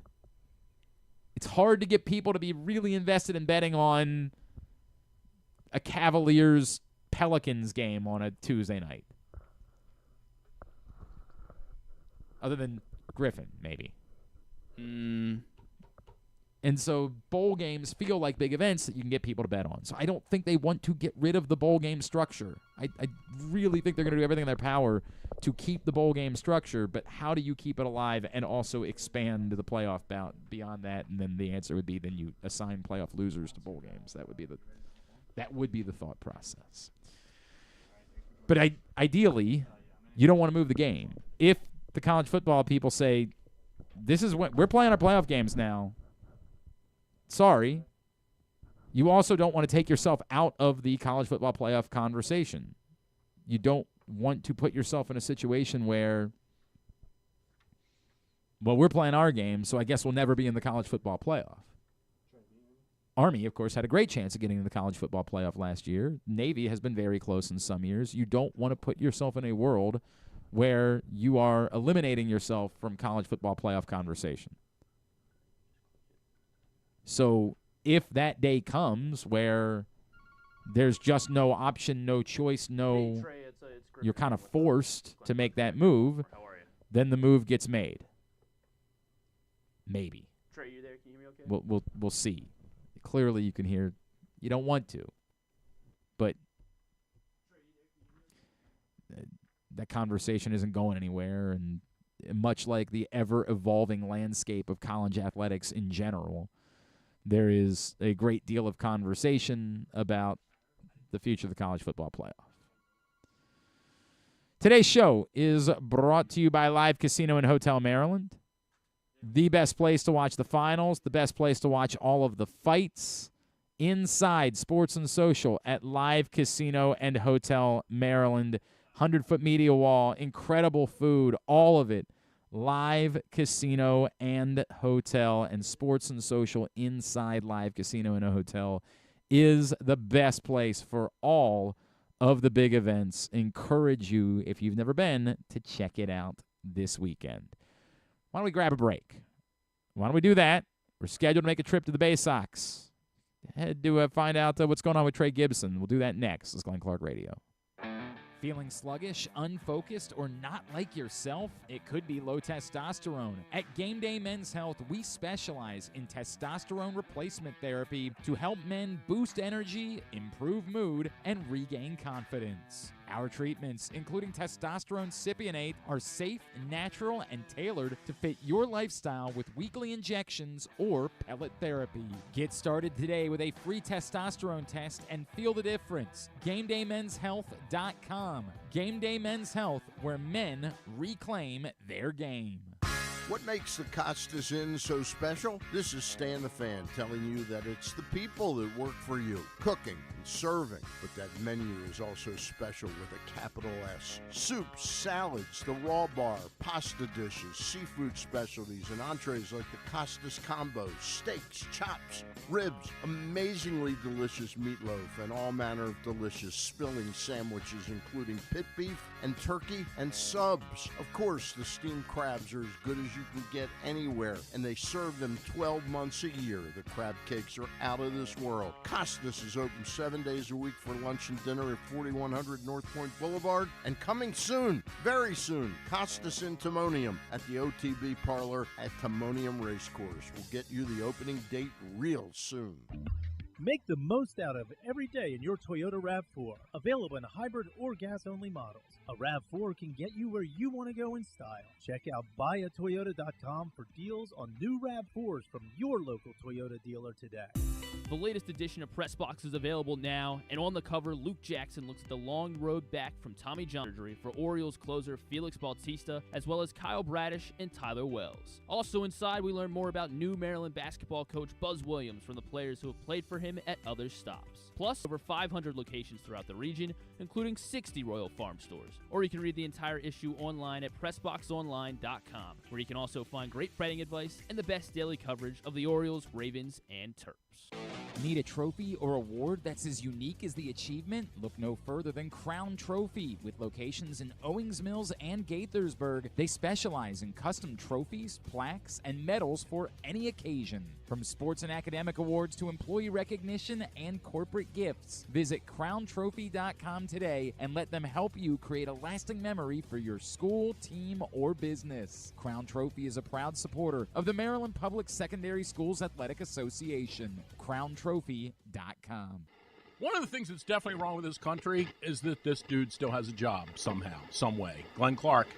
All right, back in here on GCRs, continue along on a Thursday edition of the program. If you missed it earlier on Monday, as they do every Monday, Stan the Fan Charles, Ross Grimsley, and Luke Jackson got together to talk baseball. You can find that right now by going to facebook.com/PressBoxSports. Click on the videos tab.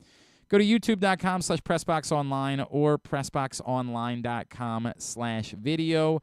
Every Monday, Stan the Fan Charles, Ross Grimsley, Luke Jackson, they get together and they are talking baseball with you. Go check that out right now. Quickly from Daryl. Daryl says, you really wish you could bottle up what happened in the 7th inning, or no, it was in the 8th inning, Daryl, but sure.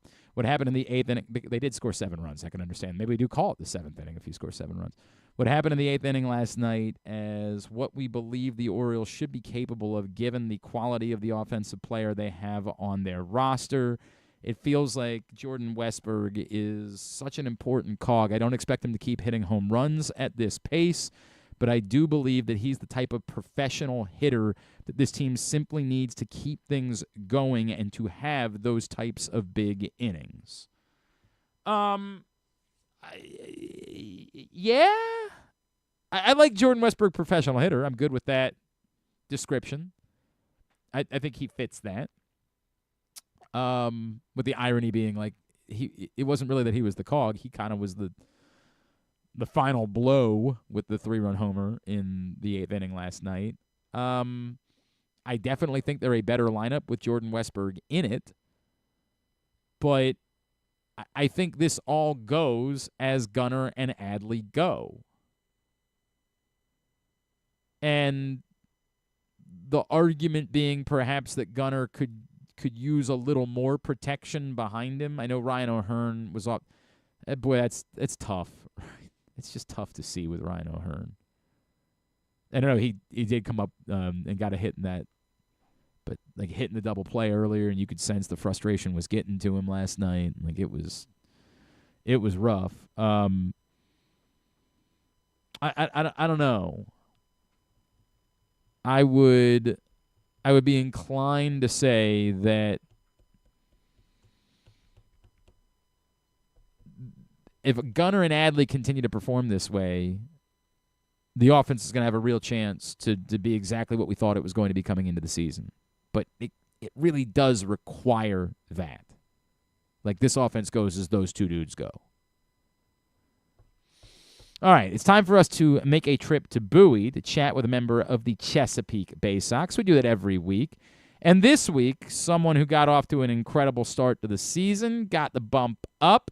It's a pleasure for us to welcome in Baysox pitcher, Mr. Trey Gibson, who's with us now here on GCR. Trey, it's Glenn in Baltimore. It's great to meet you, man. Thank you for taking the time for us. Hey, thank you guys for having me. Can you guys hear me okay? Yeah, hear you great. We know we were having some troubles right there. Hey, man. Glad to be on the show today, guys. I appreciate you making it work for us to be able to chat with you. I know it's not the call to the bigs. Like, I understand. I don't want to over-dramatize it. But a lot of people talk about Double-A as being like the most important jump that you make in the minors. What does that mean to you when you find out you're getting that bump, that they see what you're doing, and that they think you're ready for that? Well, obviously, I was super excited to get the call. I think I was ready for it. But, the season I've had, just been feeling pretty good and just trying to, keep riding the wave that I've been on. But I'm definitely excited for the call up Double-A and excited to prove what I can do up here. I know there were a couple of rough starts back in April when you were at Aberdeen. Was there anything that changed between April? This is always the weird thing about diving into someone's numbers is that you might be like, well, yeah, actually, I thought I was pitching great in April. I thought it was the best that I had performed. Yeah. The results were better, obviously, in May. Did anything change, or is it just, hey, that's the nature of baseball, man. Sometimes everything's working for you, and they just hit the ball anyway? I think it was a mix of a couple things. The biggest thing I have to say was in 2 strike counts. Okay. I was probably leaving a little bit too many pitches over the heart of the plate. I wasn't really putting those hitters away in those 4 pitches or less type of scenarios. But as of late, I started to get those 2 strike pitches better. And those correlate to the punch outs I've been having. So I guess, you put hitters away, they can't really get on base and do too much damage. Right. It Yeah. helps. It helps. They don't make contact. There's not a damn thing they can do about it. There's no doubt about that. The you bring up the strikeout pitches, right? Because your K rate is the thing that everybody notices. And I think it was sitting at 15.1 strikeouts per 9 innings. And I know that a year ago you had an over 30% strikeout rate. Is this always been the calling card for you? Like your finishing ability? Is this something that you learned at some point, either in college or now in the pros? I don't know. I'd like to say I've kind of always been a little strikeout prone as a pitcher. I've always had a pretty good 12-6 curveball. Okay. But it wasn't until I got into pro ball where I really put together the sweeper and then also started throwing the gyro cutter more consistently. And this year I've also picked up a new pitch. It's called they call it the death ball. The death ball. Yeah, it's just a slider that has a lot of vertical movement downward. So I've been throwing 4 breaking balls so far this year. So I guess I've always been able to spin the baseball well. But this year has been where this is the first year where I've really put 4 pitches together like this. This is interesting to me because I feel like for some people, they just have this is my strikeout pitch. Are you mixing all of them up in 2-strike situations, or are you more I don't care if they know what's coming, I'm so confident that I'm just going to throw the 12-6 and I'm going to go ahead and get them and we don't have to worry about anything else? Yeah, there's definitely been times so far this year where I've been leaning heavy on the curveball, especially to lefties, just because that vertical depth, it plays really well to lefty swings. But there's also been times where I've thrown all pitches in all counts. I think the outing up in And New York, what was it? Against the Renegades. I think I was throwing a lot of curveballs and sweepers that game. But then up in Brooklyn the other week, I was throwing a lot of curveballs and death balls. Man, it's working, right? Like, it is for sure working. There's no reason why you would do anything else. Trey Gibson is with us. Trey, did you notice people bring up the jump to the AA level, and that like once you get there, you're legitimately facing major league hitters, guys that are going to be in the bigs. Have you noticed the significance of that jump? Obviously, results-wise, it's been about the same. I think the biggest thing I've noticed so far is just honestly how guys carry themselves at this level. It's obviously much more professional, but when it's on the field, you kind of just see everyone holds himself with their own type of confidence. But so I definitely can see how, there's a ton of big leaguers here in AA. It's just the only second week up here, so I still have a lot to learn. So sure, long time to go to figure that out. I need to dive in on you a little bit, right? To go from like when you don't go drafted, and especially considering we all know how deep the Major League do you go through in a level of maybe it's over, maybe this isn't going to work out for me? Do you have the type of confidence that you were utterly unfazed by that? Because it really is pretty significant to go from completely undrafted to now getting the results that you've been getting, and people starting to notice, and you showing up on these top 20 lists, and as far as prospects in the system are concerned. Like, what has the journey been like for you from undrafted to this point? Went to college at Liberty. I mean, growing up as a kid, I've always had confidence in myself as a pitcher. But there are some personal decisions that I made that kind of pushed me back in that draft, not getting me drafted. But that confidence I've always had in myself. But I was really lucky to get this chance by the Orioles, and I've been trying my best to make the most out of it. Did you, like when you showed up in the system, did you know that they believed in you, I guess is the way to put it? Like when they signed you, did you have the sense that like they believed that you had the talent, or was it more like, okay, I think they want me here now, I got to go prove it? A little bit of both. I mean, I just remember my first meeting with the coaches down in Sarasota. It was pretty positive. They took a look at my numbers and my stuff. They knew that I had the ability to spin a baseball pretty well. It was just that at the time, getting some fastball velo down and getting the command back in shape. So I do believe they saw something in there. They knew I could throw a good breaking ball.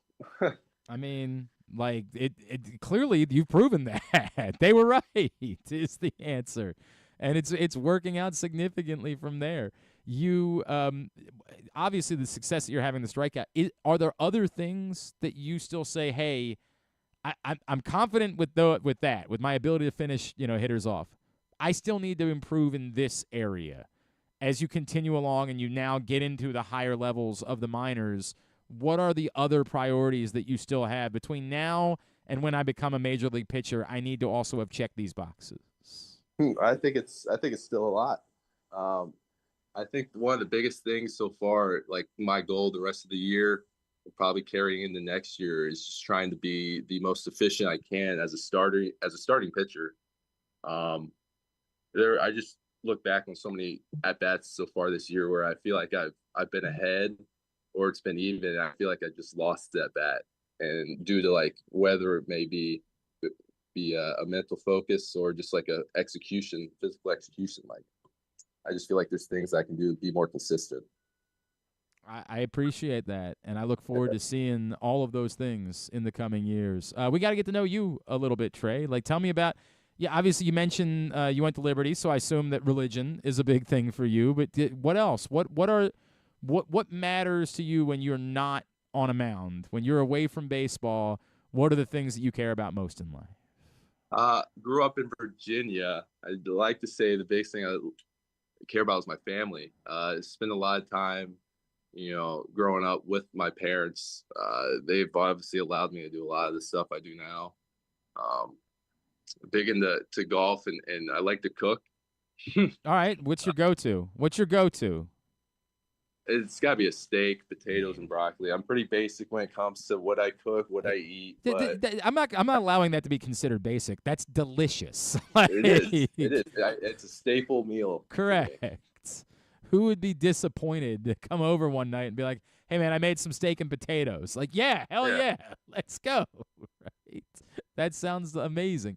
You mentioned like the part of Virginia you're from. Did you like grow up going to Norfolk Tides games? Was that part of your life at all? Like, was I actually did. I probably been to 12, 15 games. Wow. In my life. Yeah. Have you like thought about what that's going to mean to you? Like, you get the opportunity to pitch at Harbor Park?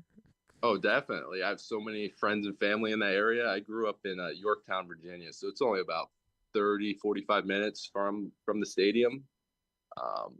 It would be awesome. That's really cool, man. Yeah, to pitch in front of everyone who's supported me growing up. Were you at all like an Orioles fan because of that, or was that like maybe a bridge too far to think that because there was a local minor league affiliate that would make you a fan? No, I wasn't. I was a Nationals fan. That makes sense. Yeah, that makes sense. I want to hate that, but no, that's very logical. Like, I was a pretty big fan of Scherzer and Strasburg. I hear they were good. I hear they were okay. Like, I guess that makes sense. Yeah. I guess we can deal with that. But that's awesome, man. Like, the idea of that, whenever that comes, like, that'll be a really special thing, dude. I'm really happy for you. That's so cool. Hey, the Baysox are home this week, and you can check them out tonight. They're celebrating with a happy hour, Bud Light happy hour. This weekend, fireworks night, recovery awareness night, Star Wars night on Saturday, including lightsaber battles. There'll be dozens of Star Wars characters at the ballpark on Saturday as well. Sunday is Family Fun Day and autographs from the whole team as well. So if you want to meet Trey Gibson and the guys, you want to make sure you get there on Sunday. Go to Baysox.com in order to find out more. Trey, Instagram, Twitter, where can Orioles fans be giving you a follow? Instagram, kind of keep it a private account, so you can follow me if you guys want. Okay. Yeah. Not too active on Twitter. Well, good for you. I'm jealous. I am jealous that you are able to live your life that way, my friend. I would like to get there any day now. Trey, congratulations, dude. Awesome to see the success that you are having, and can't wait to see how that continues. And we'll look forward to having more of these conversations as you make your way towards the major league level. Really appreciate you spending some time with us this morning. Yes, sir. I appreciate it. Thank you, fellas. Trey Gibson from the Chesapeake Baysox. His K rate is nuts. Like, it's bonkers, man. Just you keep doing that, it's going to work. And, we talk a lot about the lack of pitching prospects in the organization. This is not the traditional route that you go in order to find a high-level pitching prospect, is to find an undrafted free agent. But Trey Gibson is working his way into that conversation. He's doing a phenomenal job as he makes his move. All right. You want to go ahead and do it? You want to go ahead, and I guess it's Thursday, so fighting words. Yes. Yeah, that's the way it works. Yeah. Normally in this business, you want to have it nice and clean, and you want to go ahead and hit the open, and we're not padding, and we're not killing time in order to get there. That's not the way to do it. And here comes fighting words. It's Fighting Words with Griffin Bass. Fighting Words brought to you this week by the print issue of Press Box. Final days for this print issue before it's gone. Making way for a new print issue that will have a basketball theme. We'll tell you more about that tomorrow when Stan is here, but go get that print issue of Press Box today with Felix Bautista, Tyler Wells, and Kyle Bradish on the cover. So, as it turns out, it doesn't help to stop fapping. No. Is it true that that's what he did? Again, that's what he said. Sean O'Malley said that he stopped. He did not. He said he didn't give up sex. Got it. And that's commonly in the fight game. There's like right. Well, you don't have sex the night before a fight. Right? I think it's supposed to be supposed to be a whole camp. I mean, you would think the whole camp that would make. And I don't remember whether it's a physical thing or a mental thing or what. Maybe it's a little bit of both. But that's we've heard that from a lot of fighters over the years. Mm-hmm. That they don't have sex in the lead up to a maybe fight. that was the problem. He started once he felt Marab, and he was like, he it got distracted. No, but but he didn't give up sex. We're just trying to figure out why he lost. He just gave up. I will say, John Brinkus did do a sports science on this. I remember watching this, and they did. They did test a guy. Yes, not having sex before a fight. No, they tested him, and then they sent him home to get his business done, and then they brought him back in the next day, and he was better. I remember this episode. But he was better clearly. because he had sex? He was better the second day after he had emptied the tank. Well, was it sex or fapping? Which one? I think he had sex with his wife. Okay. Got a lot of questions about this. But he chose not to fap. Got it. Which we should all choose. I don't know. I mean, like, I'm not coming out anti. Like, you do your thing, man. And, like, maybe it could have been. Maybe it could have been the fapping thing. Maybe it could have been he stopped smoking weed. Yeah. He stopped dyeing his hair, which that one might not be giving him much enough attention to not dyeing his hair. You think that might be the source of his power? Yeah, maybe. I mean, who knows? Was it Samson who lost all of his power when he cut his hair in the Bible? Is that who it was? Again, you're the Bible guy. I know, I'm the Bible guy on the team. I understand. But yeah, Marab defends. What did he get? A third-round submission. It was pretty much a no contest. Sean didn't look like he really belonged in there with him, and it was kind of, I don't want to say it was expected, but it was like, what did Sean like? Marab had already gone out, defended the belt again after beating Sean in September. Sean hadn't fought, and all we heard from Sean's camp was, I stopped jacking off, and I stopped dyeing my hair, and it was like, oh, okay, maybe he's better now. I don't know if those are and ultimately those might not be the things that matter most. So we'll see what happens next. They were trying to line up Corey Sandhagen was in attendance. I love Corey Sandhagen. I feel like he's at every single UFC event, which is pretty cool. Just a good company man. Yeah, he's just a good company man. So finally, it paid off being at an event, so he was able to square off with Marab, I believe, in the octagon afterwards. So it seems like that's what they want to do next at 135. That'll be a very interesting fight because Marab is very short. Sean is clearly taller than Marab. Corey Sandhagen's even taller. He's like 6 foot, I think, and somehow gets down to 135. And I love Corey Sandhagen. We'll see what happens. Definitely a height differential between the two, but that's never stopped Marab before. So we'll see. We'll see what happens if that indeed is the next title fight at 135.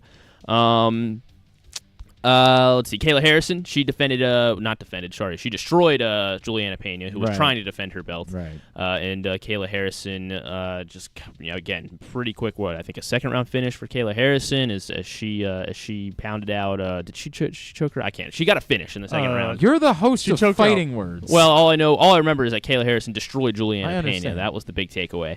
So I mean, it's now you think about it, and is Kayla Harrison maybe one of the most accomplished mixed martial artists we've ever seen? Like, she's got a UFC title. She's the only two-time Olympic gold medalist. Yeah, the only other gold medalist ever is Henry Cejudo in the UFC. So it's there's a big I think there's a big case that Kayla Harrison. A lot of people are talking about the weight cut she makes. I mean, that's just what you got to do. Like, she did it. She's made it 3 times now. They're 135. She feels like this is the crazy part. Like, we talk a lot during this segment about mainstream appeal.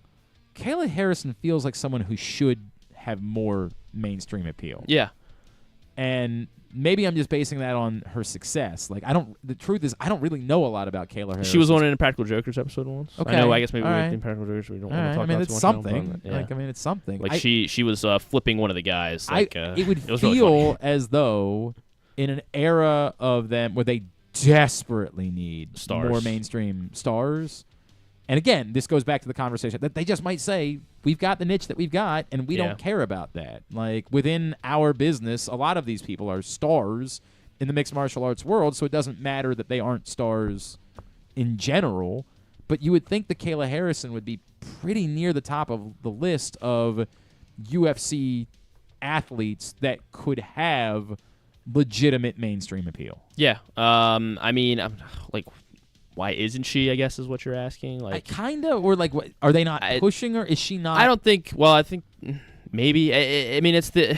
I feel like the UFC always, outside of Ronda Rousey, has really struggled with any women fighter. And Ronda Rousey being really only became a transcending phenomenon the sport because she was sort of the first. Yeah. Right? Yes. Like, she was the first female. I know Gina Carano was a mixed martial arts star before Ronda Rousey was, but Gina Carano wasn't a UFC star. Ronda Rousey was like the first female UFC star, so she was able to benefit from that, and then she got into movies, and look, the WWE helped her out a lot too in making her more of a kind of house. I don't even know how big of a mainstream star she was. She was just sort of the first, like, it was a phenomenon, right? Like, here you have this legitimate female superstar. I don't know, man. It just feels like that. God, you are desperate. You're desperate for mainstream stars. It feels like you should be trying to get Kayla Harrison. I mean, trying to broaden the appeal of the sports, of the sport right now. If you tell me that part of it is like they don't want her to because she's got like problematic opinions, like. I mean, not chocolate chip cookies are better than oatmeal raisin. Like if that's the certainly, issue, they don't want her. Certainly just nothing more problematic saying, than other guys in the UFC. I know. Yeah. I was just trying to make a joke. The what's her face? Amanda Nunes was in attendance. So that was the fight that they teased next. Is that they made Amanda Nunes? They squared off. It certainly would. Big. I think everyone thinks that one would probably be at 145 as well, and I guess we'll just still call it a title fight, which is kind of. I mean. Again, the 135 division is pretty empty right now for women's fighters, and maybe they'll just start moving everybody up to 145, and they'll just have Kayla Harrison, or whoever wins this fight, Amanda Nunes, Kayla Harrison. I can't imagine Amanda Nunes wants to fight. Really, I mean, maybe who knows what'll happen if she wins. But Kayla Harrison is younger. Obviously, has been fighting. Has been active over the last year. 3 fights in the last year. Amanda Nunes has been quasi-retired, at least we thought. So, but that should be a very exciting fight. We'll see what happens with that. We'll see what weight they fight at. But I think Kayla Harrison leading the women's division, leading women's MMA is a good thing overall. John Jones update. Dana said. So this was after the fight. This was like the post fight press conferences. John Jones was offered a deal and accepted the deal, is what Dana White said, and then nothing. Weird, man. So, and then John was tweeting last week. This was before Friday or Saturday morning, maybe. He was tweeting. He's been tweeting about Francis Ngannou. He says he's interested in fighting Francis Ngannou, and it sounds like that would be the only fight, I guess, that he's interested in right now. However, I think that's probably strategic by John as well because he knows that's not going to happen. Right. Position that's what I want to do. So that's what you're competing against. Yeah. You're competing against.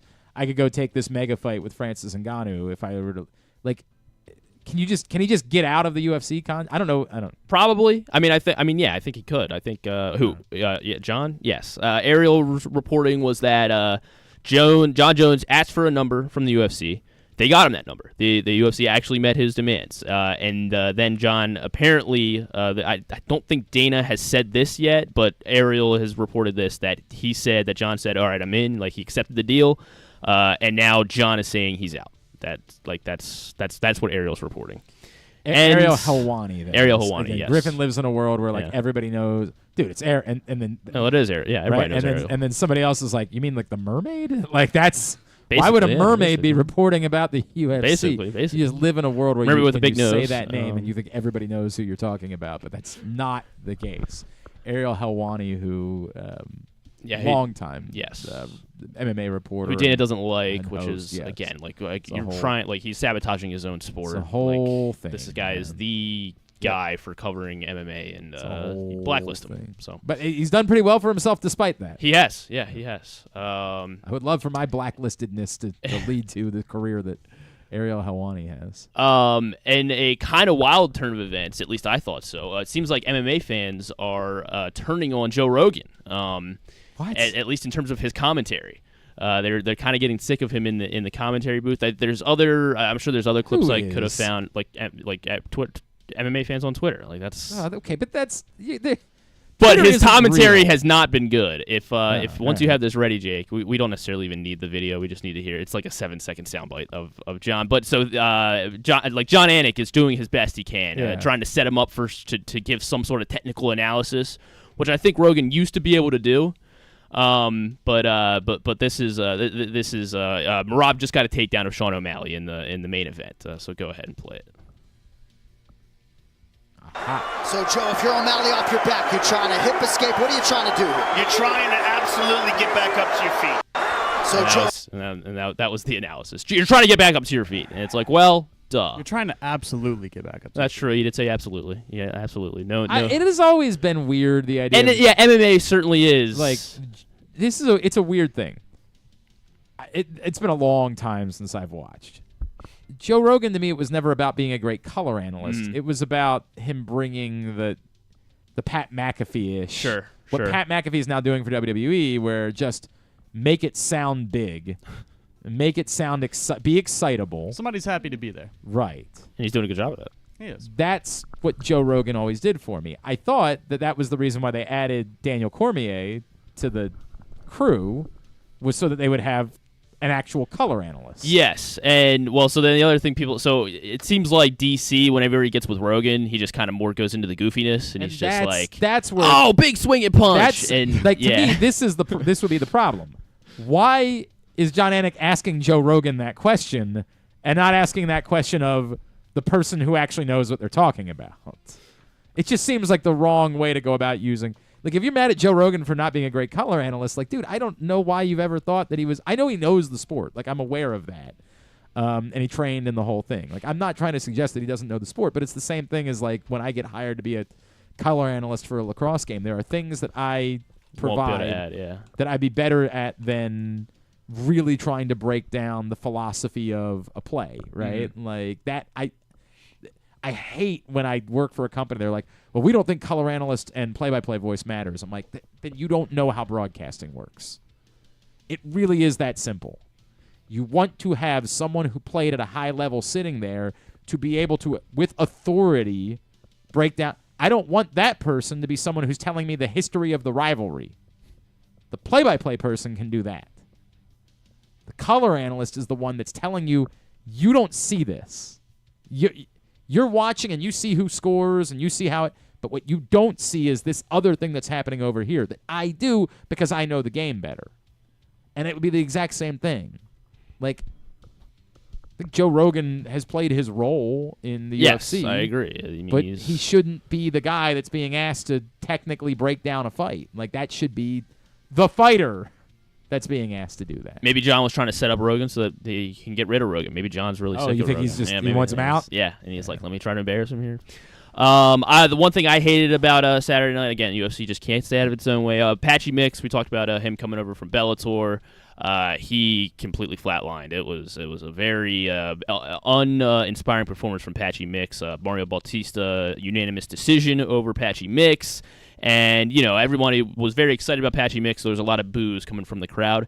They didn't even give Mario Bautista a post-fight interview in the octagon, which I thought was disgraceful. Like, I mean, this was on the pay-per-view. Like, this was the second fight, so this was the fourth from the top, and they didn't even give him a chance on the mic, which I thought was ridiculous. So I didn't like that. It is ridiculous. It's ridiculous. I mean, like, I don't know why I'm surprised, honestly. Joshua Van, he had a very good night. He got a third-round finish over Bruno Silva. We don't have a lot of time. He's at 125. Again, remember the name Joshua Van. Okay. He's very exciting, and he just took a fight. So whoever Brandon Royval was supposed to fight in 2 weeks at UFC 317, his opponent fell out. I forget who it was. And Joshua Van just stepped up, and he's going to fight Brandon Royval on extremely short notice, immediately after getting a third-round finish on the prior pay-per-view. So I'm very excited for that one, and that will... probably the winner of that, Royval Van, should get Pantoja next. Although he's fighting that same night, so Pantoja's got to take care of business against Kai Kara France. We got to go quick.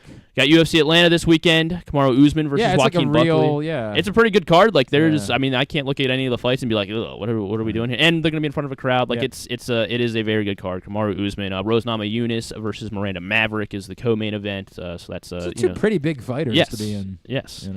But Joaquin Buckley, he's the guy who did the spinning back kick during COVID back in 2020, and he is actually a minus 250 favorite, I think, give or take, over Kamaru. Wow. Kamaru hasn't fought in almost 2 years, so he's 38 now too. So it does seem like this could potentially be like a retirement fight for Kamaru. But he's still Kamaru Usman, and I'm sure he's still got power. So Joaquin Buckley still got to bring his A game. We'll see what happens. Remember the boxer who I said, Keyshawn Davis, who talked about potentially fighting Gervonta Davis maybe at some point. Yes.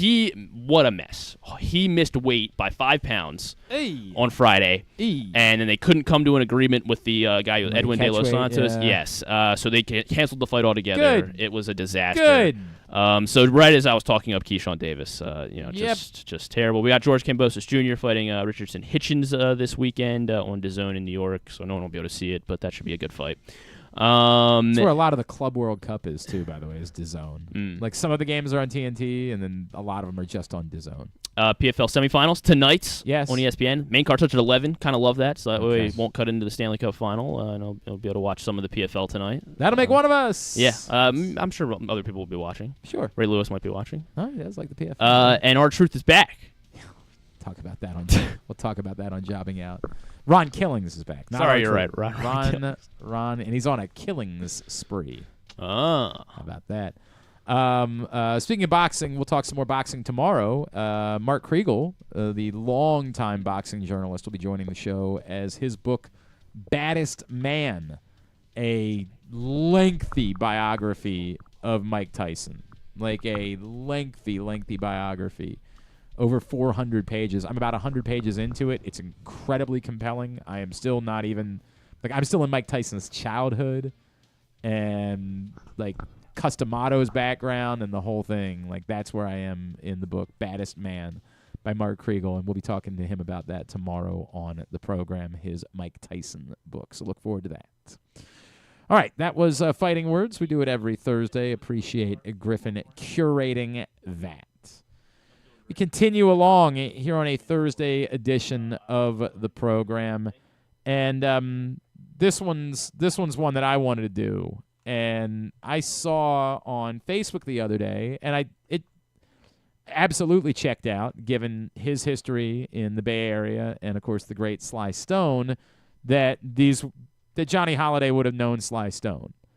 But then after yesterday we lost Brian Wilson as well, I really wanted to have a conversation with Johnny Holliday, who you may remember there's a reason why his book was From Rock to Jock. It's that his background was in music and as a music DJ. You know him as the voice of the University of Maryland and one of my favorite human beings that has ever lived. He is the great Johnny Holliday, and he is back with us now here on GCR.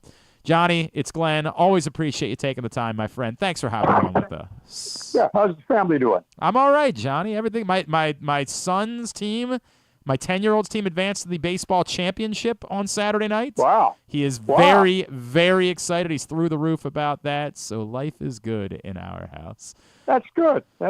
Johnny, everybody, I think people like me, and I would tell you that these two individuals that we've lost this week are two of my all-time favorite musicians. And I'm going to start with Sly because you shared your connection with Sly and going to the Bay Area. We, people my age, I'm 41, I kind of know the tormented Sly Stone. I know the recluse. I know someone who didn't make a lot of public appearances in the later stages of his life after he had battled addiction for so long. What should we know? Who should we know beyond his genius and the incredible music that he gave us, who Sly Stone was? Well, I think, Glenn, first of all, when you talked about his later stages of life, that was so unfortunate and so disappointing to everybody. And people tried to help him, and nobody was able to do that. But my memories of him before he stopped playing music and became a producer and put together his own, Sly Stone and Sly and the Family Stone band. When I was on KYA, I was on in the afternoon between 2 and 6, and that was at that time the number one station in San Francisco. And Sly was either on K-Soul, I think it was K-Soul, or maybe KDIA. And he was just a 19-year-old kid when he first broke into radio. And I would listen to him on the way home. And I don't think I have heard a better R&B disc jockey than Sly Stone. Wow. I told him one time, and so I met him. A couple of friends of mine were friends of his. We went out to lunch, and I started going by to sit in with him, not to go on the air, but just to watch him work, and then talk in between songs and maybe get a bite to eat afterwards. And I was always just blown away at how mesmerizing he was, what a great kid he was, and the sky was the limit. I had no idea he was producing records. He produced the Bo Brummels in San Francisco. And then when he stopped playing music as a disc jockey, we kind of drifted apart a little bit because he was gone on the road all the time. And then I came to Washington in 1969, and by that time he was, rolling pretty good. But before I left San Francisco, we got to be such good friends that he said to me, "Why don't you and I do a television show together?" Wow. And you've got connections in the music industry and the sports. At that time, I was doing the San Francisco Warriors exhibition games on television. I was the Warriors public address announcer. I was the Oakland Raiders public address announcer. So, and I did Cal basketball and Stanford football. So I had all these different, and he said, "I got all the connections in the music business, but so do you, since I was the announcer for Hullabaloo at NBC. And we had all the major stars on." Sure. He said, "We could have a tremendous show." I said, "Yeah." So his idea, our studios were in the Mark Hopkins Hotel. He came by. We went to the coffee shop in the hotel. He was dressed in his bell-bottom pants and his big hair and 55 chains and watches and the dark glasses. And here I was with my, khaki pants on, my T-shirt, my running shoes, and a baseball cap, and nobody would wait on us. And I thought that was strange. And I guess it was because they figured that he didn't belong in there. Mm-hmm. And what was I doing with him, with a guy like that? So I said to him, "Why don't we get out of here? We'll go somewhere else." And I think he read between the lines, as I did too. And I hated it. So we go to another place and we're sitting down. We got great service and quick service. And he said, I got a name for the show." I said, "What's the show?" "Got to call it Salt and Pepper." Now, I thought that was great. I mean, that was tremendous. And then I find out all these different songs he's producing.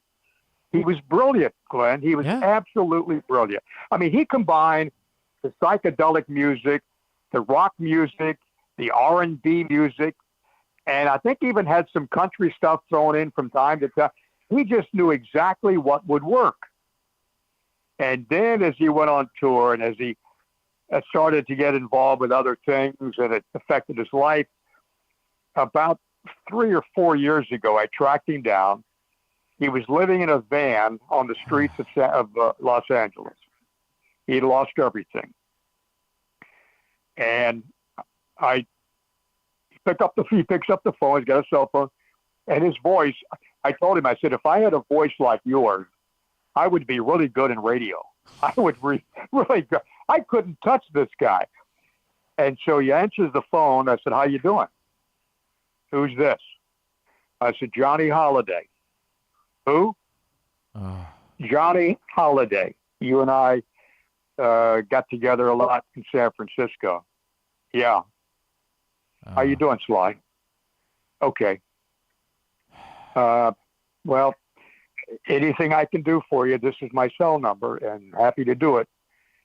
And that was the last time I talked to him. Man. I saw him in some award show, Glenn, where they had all these different artists performing. He came out, his last television performance, he came out in a white ermine suit, the dark glasses, a big cape. It's a summertime show now. He's wearing this big oversized coat. And he did a great show, did a great song. The people went nuts. At the end of the show, they bring everybody out for a curtain call. He's not there. Yeah. He's the only guy that didn't come out. And that was the last time anybody ever saw him. And thank goodness his kids living in Los Angeles took him in, watched after him, but he didn't talk to anybody. He was not out in the public. As you mentioned, became a recluse.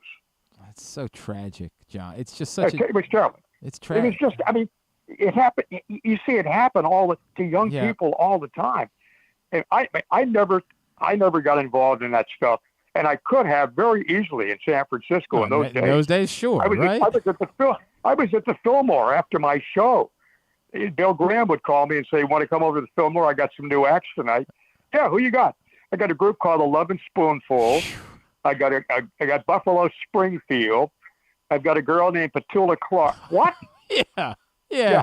So I would go over there, and I would walk in, the same khaki pants, the same T-shirt, the same running shoes, and be just a little out of place. Yeah, not quite like everybody else in the psychedelic 60s. Not quite. Yeah, I would walk in, and I would say, what kind of lotion are these people wearing? It was a heavy odor inside the billboard. Did you know, like, when the success he found with his own musical career, based on what he had done as a producer and as a radio personality, when Sly and the Family Stone began, were you surprised by it, or did you know he just okay? No, not surprised at all. Yeah, not surprised at all, because he was that brilliant. And I urge your listeners, if they want to go to YouTube. YouTube has audio of him as a disc jockey. Sly Stone, KSOL, and Sly Stone, KDIA. And you'll hear air checks of him, little snippets, and you can see how good this guy was as a DJ. One of the best I've ever heard. I'm pulling it up right now. I've never heard it, and I can't wait to listen to this. I mean, you know how deep his voice was. Yeah, of course, right? Well, I was in there one night, and Billy Preston was there. And I don't know if you're familiar with him. I'm familiar with Billy Preston. He was actually the best of the Beatles, truth be told. Yeah. Billy Preston was my favorite Beatle. And Sly had a piano in the studio, and here's Billy Preston. He's jamming on the piano, and I'm sitting there just saying, wow, what am I watching? This is great. I'm so glad you said it, Jack, because that's the first thing that came to my mind was like, did you know, like, now you say that to me in 2025, and I'm losing my mind, the idea of, like, you were in a room just watching Sly Stone and Billy Preston jam. Did you know then how truly special and unique that was? Yeah, I did, but see, Glenn, the people of this era missed out on so many things like I was able to do and everybody else was able to do in major cities across the country.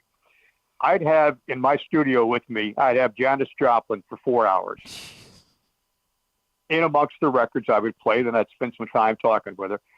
Then the next week I'd have Big Brother and the Holding Company. Yeah. The next week I'd have Moby Grape. The next week I'd have Jesse Colin Young. Man. The next week I've had Grace Slick and the Jefferson Airplane. Okay. And I did a you'll enjoy this. I did a commercial for Levi's jeans.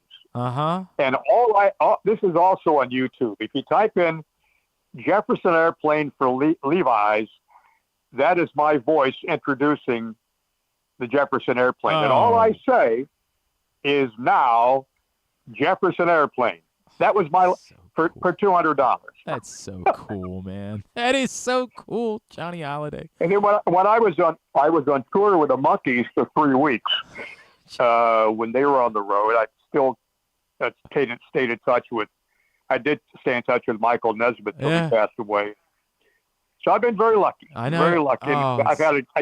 I think back to those days that people really missed out on, and these guys would come and do record hops for us at high schools or colleges and not charge you a dime. Man, they'd show up, and I had Neil Sedaka one time. All he asked for was a piano. He'd rather perform live at a high school when I was in Cleveland. Yeah, I got him a piano. Yeah. Figure out a way to get a piano to a high school, right? Yeah, I got a piano for him. Yeah. Do you? I would assume that at some point along your travels, did you have connection with Brian Wilson at all? Did you have connection with the Beach Boys? You know, I did not. Okay. I mean, I knew them because I emceed one of their shows. Okay. But I wasn't close to any of them.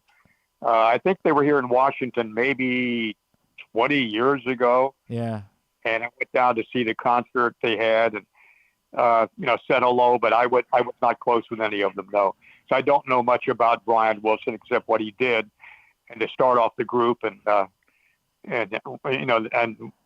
he's no longer able to do that now. No, Johnny, I would tell you like that when you say what he did, I think that there are people, I've got 2 young people that sit in the studio with me, and I don't think they can understand how Brian Wilson changed music, right? Like how the course. Oh, sure he did.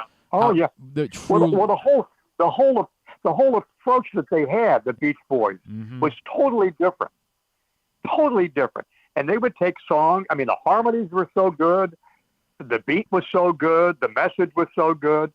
Yeah, they changed it. Oh, man. I actually, this morning when I was getting ready, I just sat and listened. Pet Sounds isn't a record that I listened to. Lauryn Hill had a record a few years ago that I listened to on like at least once straight through every year, and I did it this morning, and I just was reminded of like this is like the beautiful is the word that it just keeps coming to mind. Like this is art. Like this. Oh yeah, is a gift. Well, go ahead. In my days in New York, I had a charity basketball team. Like I did. I had San Francisco. I had one here in Washington. And we raised money for schools. We played high school faculties in basketball. And Tony Orlando used to work out with us, and Neil Diamond used to work out with us. Cool. And Neil Diamond, when I changed stations from New York to San Francisco, he said, "I'll be out there in 2 weeks." I said, "Do me a favor. I ordered a pair of shoes from McCready and Schreiber. Can you bring them out to it?" "Yeah, sure." Neil Diamond. So I'm on the air one day, and the receptionist says, "There's a Neil Diamond to see you." He was just starting out. Had to be 1965, and here he comes back to the studio with some he shoes. Says, here's your darn shoes. That's so cool, Johnny. But that's how different it was then. Oh, that is so totally cool. Different. Oh, that is so cool. One of these days we're just gonna do like a 2-hour show of me just listening to you tell stories about your radio career because I could do this all day. How you doing? Everything good in your world? Everything's good. Waiting for the football to start and then see what's going to happen in basketball. I know. I know you got to sit down for a while with Buzz. What did you make of him from the conversation that you had with him? Wow. Mesmerizing. Okay. He was so. I don't think I have ever had interviews with a coach that had the command of the English language he did. And he was great. He was absolutely great. You can't tell from one sit down with a guy, but sure. All the vibes I got. I had a list of things I was going to touch on. I had a yellow pad in front of me that I never went to. And we talked for 30 minutes without any notes. Wow. It was just I would feed off what he said. And the one thing that caught my attention was, as a basketball coach, I'm part of a coaching fraternity at one school. This is not all about Buzz Williams. It's about Mike Loxley. It's about the coach for baseball and field hockey and lacrosse and soccer. And he said, it's all of us. And that's why all of us should stick together. No coach has ever said that about bringing in other coaches to his conversation. But that's what he meant. I got a text from him the other day. I guess it was Friday or Saturday.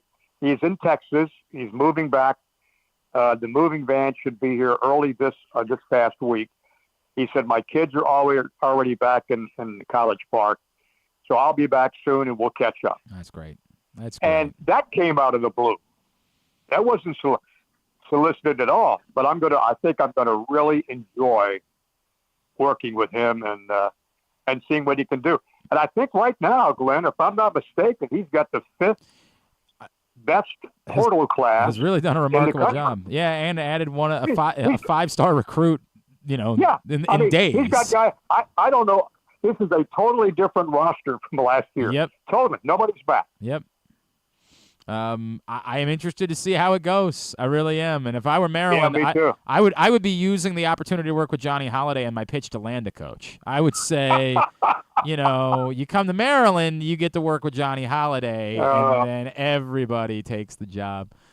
Johnny, I love you. I know. What I feel about you. I really, at some point, and I'll have Griffin stay on you about this summer. We're going to pick a day. We're going to have you come up here, and we're just going to do Johnny Tell Stories for 2 hours. And I'm going to sit, and I'm going to listen, and I'm going to be grateful for every moment that I get to spend doing it, man. You're the best. Again, I think I always tell you, and I tell anybody I'm talking to, that I've been a very lucky guy to be able to do what I'm doing as long as I've been doing it, which is now 60 some odd years. and I appreciate every single thing that I've had in the past and what I have today. And I never take anything for granted. It's the best, greatest job in the country, and I'm fortunate to have it. And you're the best at it, my friend. Let's talk soon. Love you, buddy. Anytime. Thank you, Glenn. Thanks, Take Johnny. care. The great Johnny Holliday. I legitimately could just do Johnny Holliday stories every day. He is the best, man. The absolute best. All right, when we come back in, we got to do it. We got to do abbreviated version of Tidbit and Tubular because I got some things I got to do today. But that's next as we will wind down for a Thursday edition of Glenn Clark Radio. Driving in Maryland? Did you know an Easy Pass from DriveEasyMD.com can save you time and money? Of course you did, because you are a thrifty driver. An antenna reads your Easy Pass transponder and automatically deducts the toll from your Easy Pass account. There, you just saved money with Easy Pass, all without slowing or receiving a notice in the mail. Well done, thrifty driver, well done. Get your Easy Pass at DriveEasyMD.com. Baltimore's Classic 5 golf courses make golf fun and affordable. All 5 local courses, Pine Ridge, Mount Pleasant, Forest Park, Carroll Park, and Clifton Park, are challenging and fun for players of all skill levels. Book your tee time today at classic5golf.com. Celebrate 60 years of America's favorite muscle car at Live Casino and win a new Ford Mustang. Earn entries daily and enjoy revved-up specials across our restaurants and bars all June. Cruise in Saturday, June 28th and be one of 25 players to win cool trips, hot prizes, or a new Ford Mustang. Hit the gas at Live Casino at Arundel Mills. Must be 21. Please play responsibly. For help, visit mdgamblinghelp.org or call 1-800-GAMBLER. Gambling can be a fun and entertaining experience, but there are risks involved. If you're planning on betting on the game at the casino or on your phone or computer, know your limit, stay within it. Set a budget and a time to stop. Remember, gambling isn't a financial solution, and it doesn't mix well with alcohol or drugs. Know the risks and have a plan before you begin gambling. For free and confidential services, call 1-800-GAMBLER 24/7 or go to helpmygamblingproblem.org. Feeling sluggish, unfocused, or not like yourself? It could be low testosterone. At Game Day Men's Health, we specialize in testosterone replacement therapy to help men boost energy, improve mood, and regain confidence. Our treatments, including testosterone cypionate, are safe, natural, and tailored to fit your lifestyle with weekly injections or pellet therapy. Get started today with a free testosterone test and feel the difference. GameDayMen'sHealth.com. Game Day Men's Health, where men reclaim their game. The latest edition of Press Box is available now, and on the cover, Luke Jackson looks at the long road back from Tommy John surgery for Orioles closer Felix Bautista, as well as Kyle Bradish and Tyler Wells. Also inside, we learn more about new Maryland basketball coach Buzz Williams from the players who have played for him at other stops. Plus, evaluators around baseball chime in on Orioles' top prospect Samuel Basayo. Press Box is available for free at over 500 locations throughout the region, including 60 Royal Farm stores. Or you can read the entire issue online at PressBoxOnline.com, where you can also find great betting advice and the best daily coverage of the Orioles, Ravens, and Terps. Contrary to what some people believe, I actually like this guy when he sleeps. Glenn Clark, talking sports. For what it's worth, apparently Cal Ripken spoke today at the Cal Ripken Senior Foundation Nike RBI Partnership event at the Harry and Jeanette Family Center Y at Stadium Place, this according to Andy Koska Why of were the we Baltimore invited? Banner. And this is the quote. He says, Cal Ripken Jr. says, "Mike's our guy." Speaking of Mike Elias, he's the architect that brought winning baseball back. You got to trust your guy. Trust Mike. He's talking about now him firing Brandon Hyde. It was a tough decision. I know that he agonized over it and he thought about it, but I think in the end he thought a change was necessary at that time. And I believe Mike Elias a week before Brandon Hyde was fired. Right, said that you know that's our guy. And that's the other thing I would say is that like while Cal Ripken does have a position within ownership, Cal Ripken certainly is not the decision maker of these types of things. So while I don't want to be dismissive of anything that Cal Ripken says about Mike Elias, it certainly does not mean that like there's your answer, Ken Rosenthal, you're wrong. That's not the case either. Just sharing it. You say we don't really have time for tidbit? Do you want to do? I got to get out of here. I do. I know. Hold on. Let me make sure I have a good one here. Tidbit would be brought to you by who has played County Sports Zone. CountySports.zone, proudly sponsored by your local Toyota dealer, buyatoyota.com. Check out all summer long everything you need to know leading into the fall and football season. Oh, by the way, that was what it was. So earlier when we were talking about the big upsets, so the Orioles plus 406. They were the biggest underdogs since 2005 to win on the money line. You got like 20 seconds here. Can you name who has played the most NBA? Yeah, I'll save it. All right, we'll save it. Save it. We'll do it tomorrow. We'll do it live. Evan, we'll do it live. Meanwhile, Tubular. Huh. Yeah, we're not going to be able to do this as quick because we weren't ready. That's not okay. That can't happen. Here is Tubular. Okay, everybody, it's going to be quick today. What was the main focus today, Coach? Fundamentals, ball control. It's always huge. Any early thoughts on the competition this year? Well, look, this is the best of the best players in the world. It's going to be an amazing tournament. Tournament? Yeah, the BMW Championship at Caves Valley. What are you guys talking about? All they ever ask me about is football.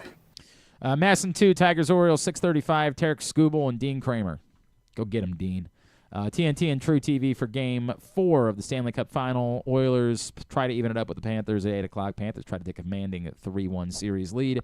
U.S. Open Round 1 is on the USA Network right now. Coverage will shift to Peacock at 5 o'clock. Everything else find at GlennClarkRadio.com, as well as everything non-sports-wise find at GlennClarkRadio.com. New episodes of Wrexham, a new episode of Poker Face on Prime Video.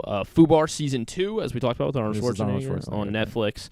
Prime Video also has a new movie called Deep Cover, which actually looks kind of funny. So Sean Bean is an undercover cop, and he offers... So Bryce Dallas Howard is a improv teacher, and so she and he needs her to go undercover. It's all silly, and she needs to go undercover, and she recruits two of her people from her improv troupe, Orlando Bloom and Nick Muhammad from Ted Lasso. Report back to me. If you say that it's worth it, then I'll. I mean, the trailer made it look worth it. Gotta wrap. Julianne Moore will be on Fallon with Journey Smollett. I gotta wrap. John C. Reilly and Steve Buscemi on Cold War. Yes, they're plugging Fubar. No, that's what they would do. Thanks today to Johnny Holliday. Thanks to Michael Kelly, the new Navy Athletic Director, and Trey Gibson. We'll get it up in the greatest hits section of the Galveston tab at GlennClarkRadio.com. Stands in tomorrow. Yes. We're talking to Mark Kriegel about the Mike Tyson book and Stuff and Things. We could really use it. Anyway, we'll look forward to that tomorrow. Thanks to everybody at PressBox, all of our great sponsors and partners, including Game Day Men's Health, Live Casino and Hotel, BMW Championship, Crown Trophy, Easy Pass, Baltimore's Classic 5 Golf Courses, HelpMyGamblingProblem.org, Costas Inn, Maryland Sports, your local Toyota dealer, buyatoyota.com. Thanks to Jake. You can follow him on Twitter at @AlexWilson_. No, on Instagram at @AlexWilson_. I got there.